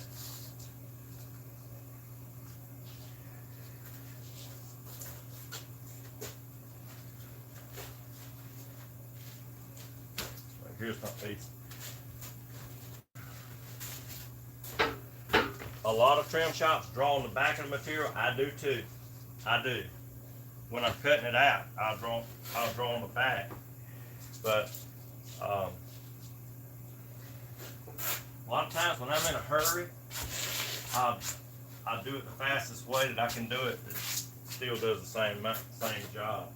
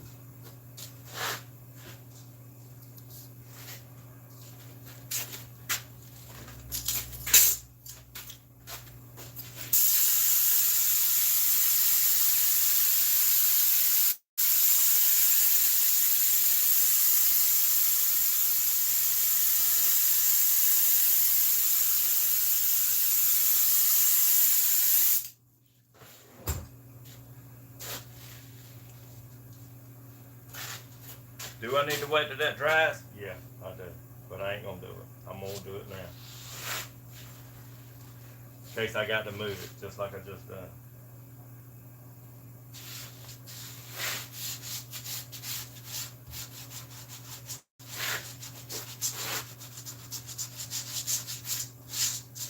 Had a little bit of glue on it right here. And when it's damp like that, when it's wet like that, you can wipe it off. It will dry.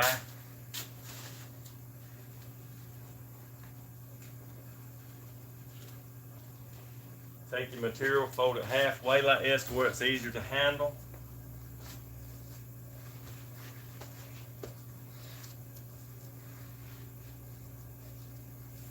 All right.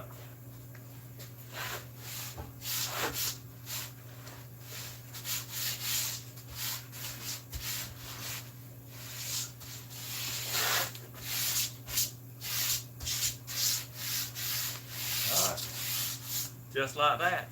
You see it's glued. You could wait just a minute if you wanted to, and cut it out.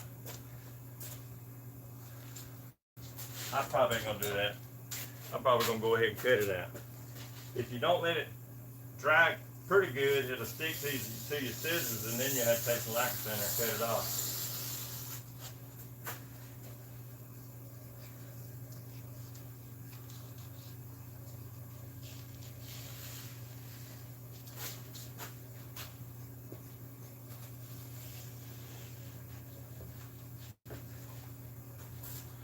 Am I in the way? I can't see with my back to the camera. I'm gonna turn it around where you can kind of see. I don't know if you want to cut it out this way or how you cut it out.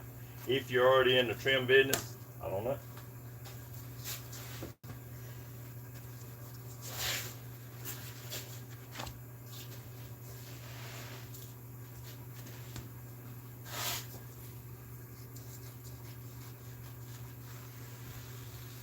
This works better if you got a really sharp pair of scissors.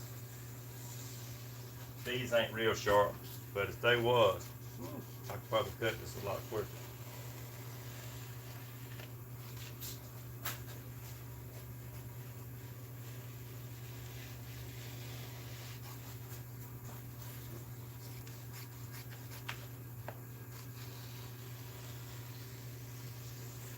I'm sorry I can't see your comments right now.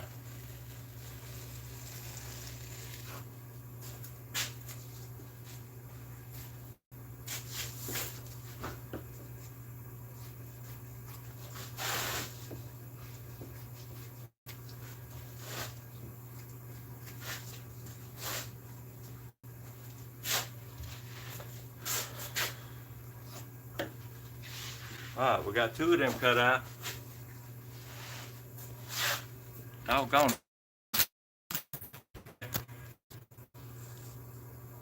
Sorry about that. Maybe I should back it up just a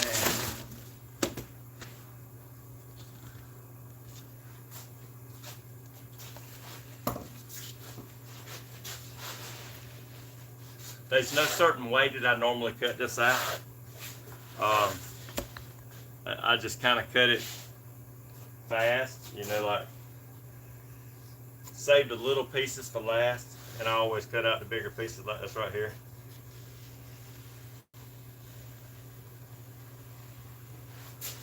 Like the longer runs, I do them real fast, and then I go back in and fill out and cut out the other spot.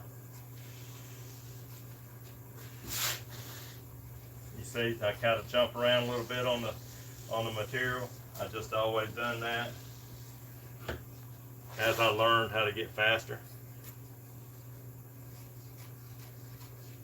Not saying that you need to be real fast to do this, but if you're doing it for a living, you know, you kind of got to,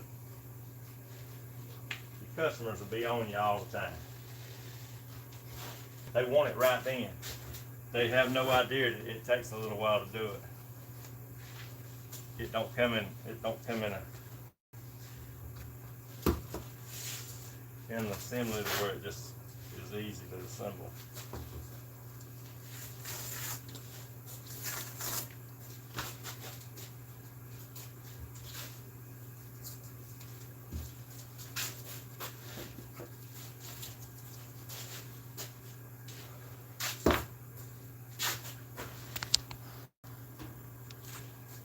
All right, everybody, got this piece cut out, this piece right here cut out. That's the match for it. These, when they do like this right here, when they're facing each other, they match. This right here,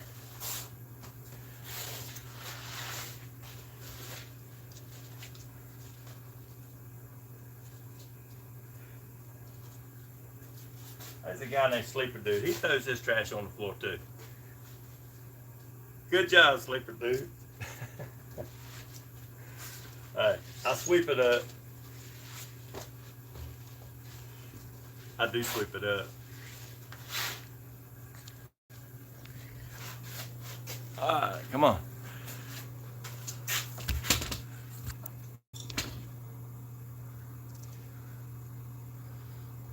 Okay. I'm gonna see if you can see from there. I don't know. It's just a phone camera, you know, so it's not great. Okay, here we are. Alright. So I'm gonna sew these pieces along here.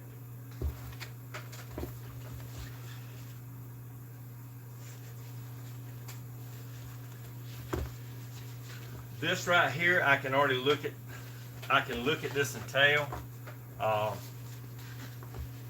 Right here, it's got a piece that goes around here, right through here. You see how that's notched out? That's notched out for the control arm that reclines the seat back and forth. This is notched out for that. Just so you know. All right. So I'm gonna come right here, probably start at the top.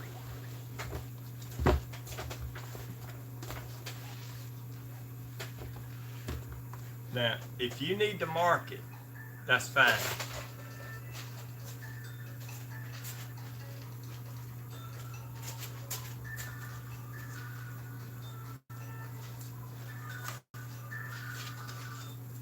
That's my spam risk for today.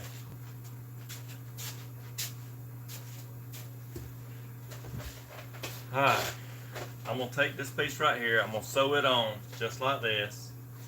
And that's going to give me the piece, the excess piece, you know, where it went over a while ago. when I tried to put the round piece right in here in, it needed to be a little longer right here. So that right there, when I sew it on, is gonna make it longer.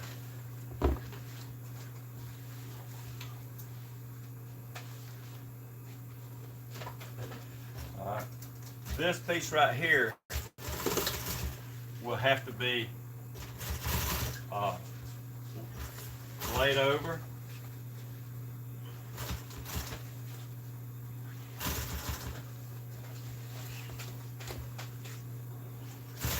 And if you need to mark this along the way, you need to do that. You need to go back, lay it down, take your marker, take the pattern and lay it on top of it, and you put it on it, and that way you can kind of keep up with how it's supposed to go.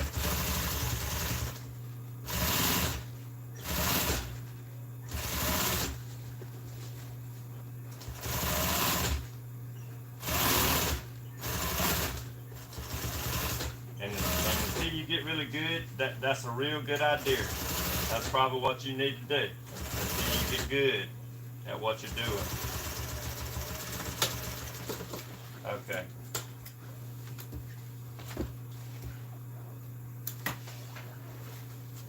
Remember I said this piece right here?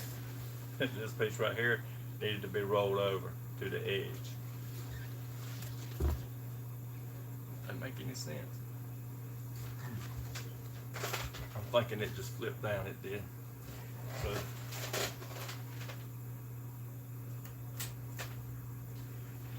you just take this right here, and if you need a foot like something like this, they make them feet like that with a little guide on it to kind of show you how far you got to do it. But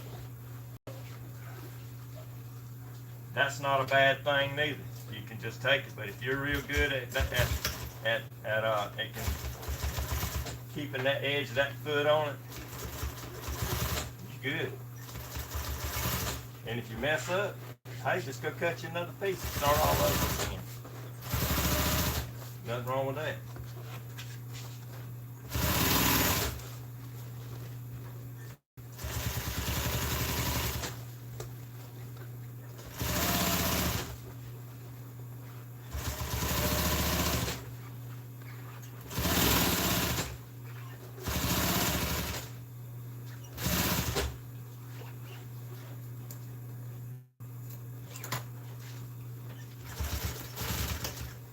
All right, just like that. Easy, easy. See? Fold it around just like that.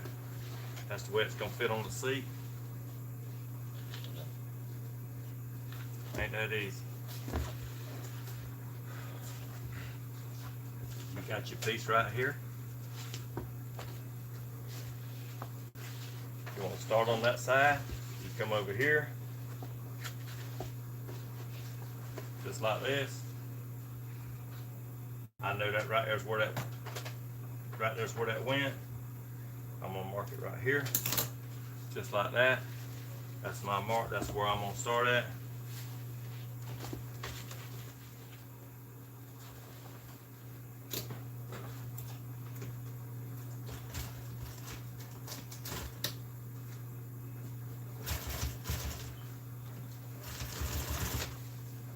A lot of people on YouTube that does a bunch of work, they're good at YouTube.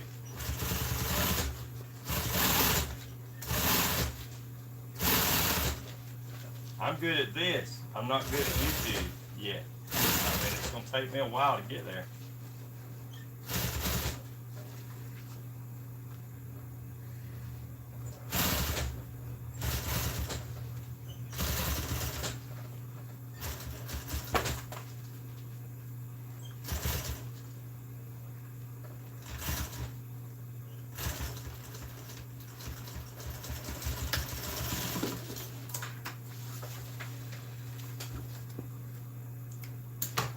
There's my piece right there. I'm gonna lay this right here down.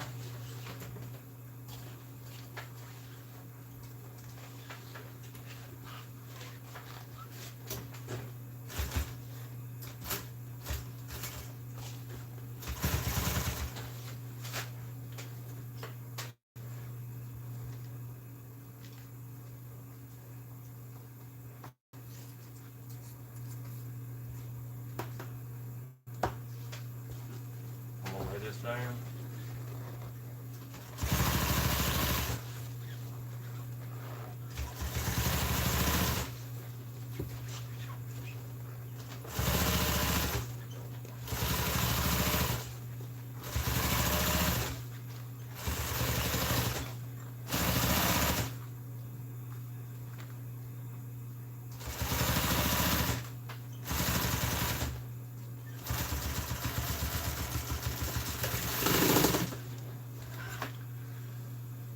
Alright, we got both of these pieces right here sewed on.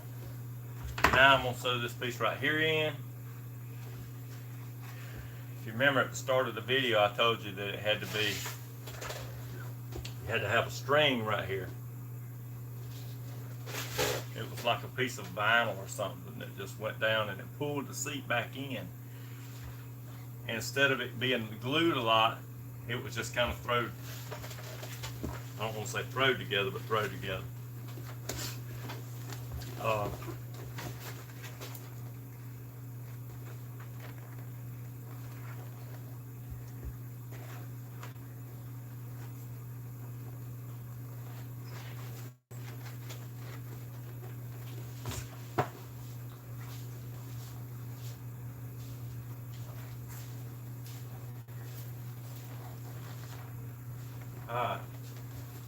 This right here is probably going to have to be trimmed off some because the foam in it ain't as thick as what it was.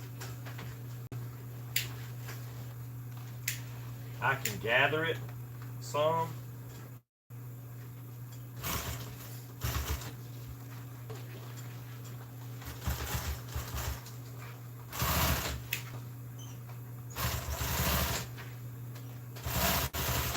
Or I can probably trim it off just a tad. I don't want to gather it too much because if I do, it's going to put a wrinkle in it. It's going to really look not good.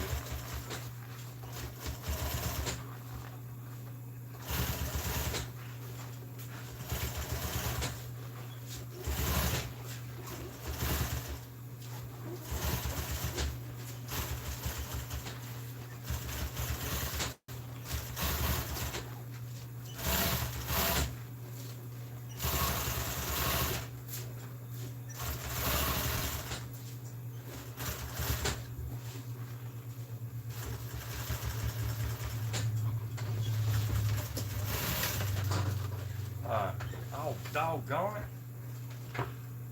My thread run out on my bottom, or either broke. It's out. See? Ain't that one?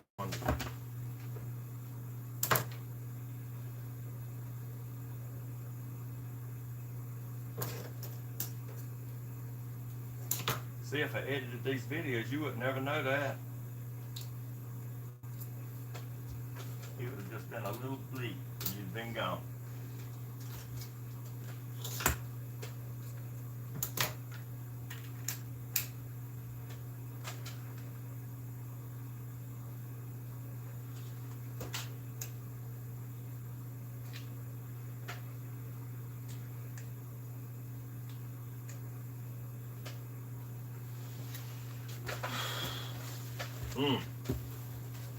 I hate to start over.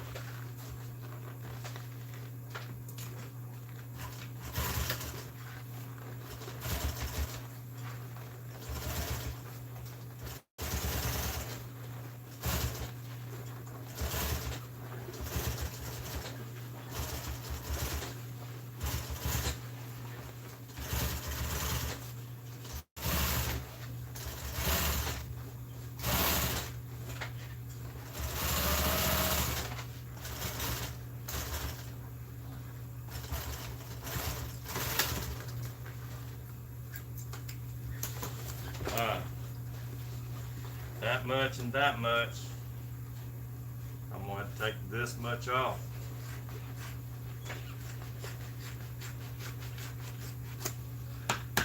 The way that other was sewed and the way it was gathered around there, so they folded it a bunch of times to make this thick piece right here fit in here. Let me see if I can let you see it.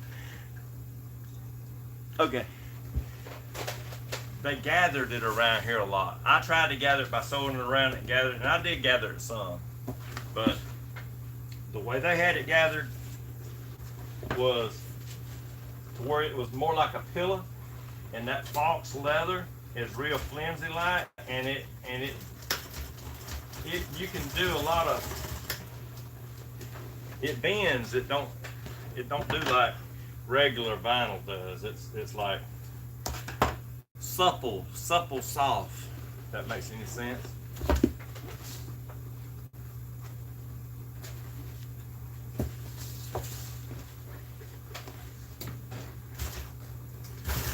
This is soft, but it's not supple. It's not like butter. But it holds up 10 times. This will hold up for years and years and years till it's wore out. Where that stuff over there didn't last no time at all.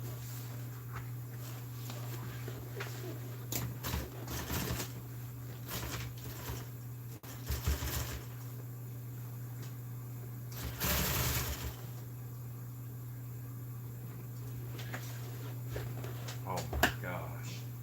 I just put that bobbin in. I wonder what's going on. I see. My thread ain't through the needle.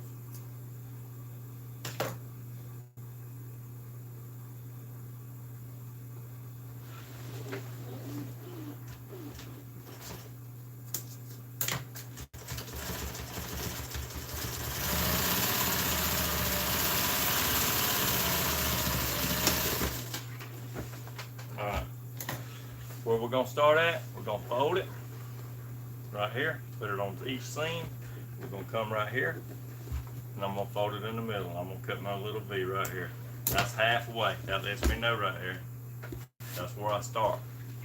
Halfway.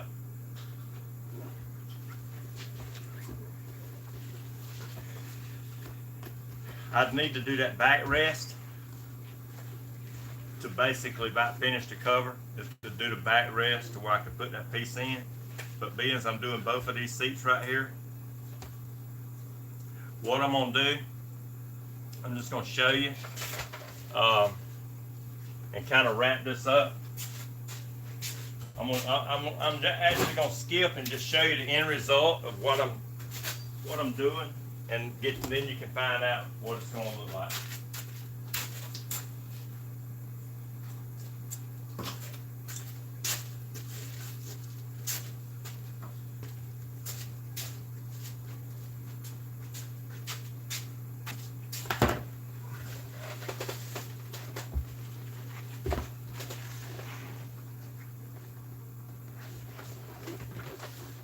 This is the piece right here that they had on it. I'm just going to use the same old piece that they had. This anchors it down. It's for the center to be pulled, and that right there goes through the foam. So I'm going to come right here. I'm going to turn you around. I'm going to take you over there to the other side, kind of show you what the end result is, because all I got to do is just sew the back on it, and the seat would basically be done.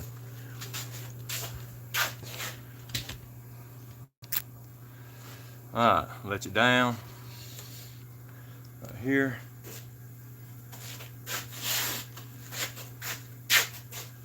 Alright, so there's the seat. That's what I'm working on right there, is this backrest. Right. This is the piece right here that I've been working on. Y'all been watching me build. So what I'm going to do is I'm going to come right through here. Showed you this at the beginning of the video.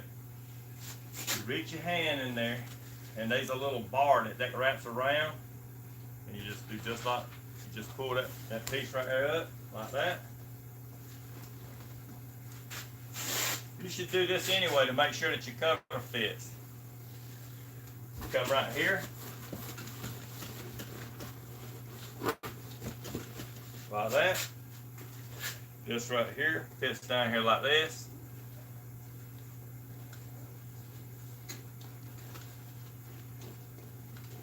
I do glue. I do spray a little bit of glue in these covers, but you see that basically, wrap that around.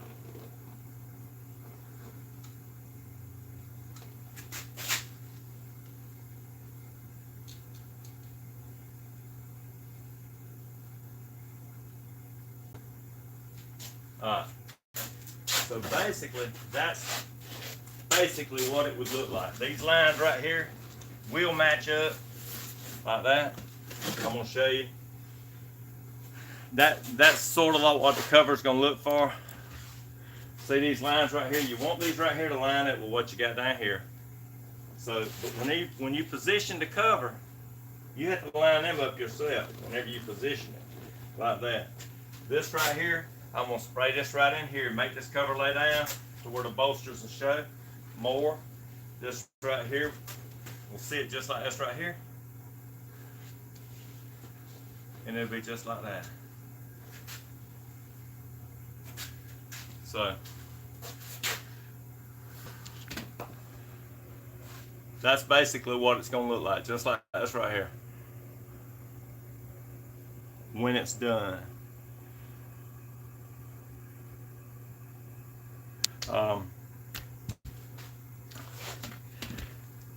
It's getting getting kind of late, you know, in the day, so I might come back up here a little bit later on and sew the backrest on there. If I do, maybe I get back online and show you what they're going to look like when they're through.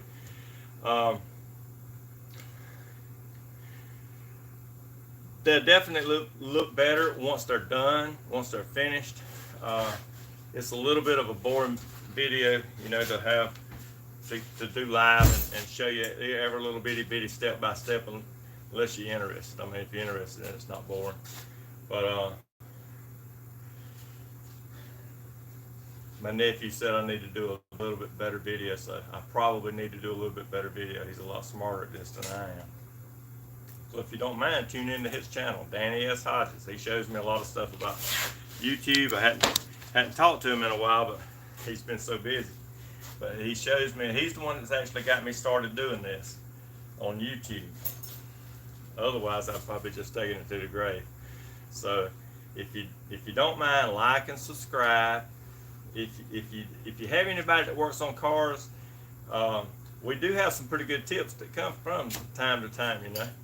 And I can show you some different things. I've been doing this ever since I was like 18 years old. So it's a long time, and I've learned a whole lot over the years. I'm more or less self-taught, and must have been pretty good at it because I've done a bunch of vehicles that won at the World of Wheels, and you can't do that unless you compete. So if everybody out there that does upholstery work likes it, hey, like and subscribe. And I look at other people's stuff, and if I see something, when I take something apart, if I see something that's done better than the way I'm doing it, I'm going to change. So like and subscribe. You might learn something.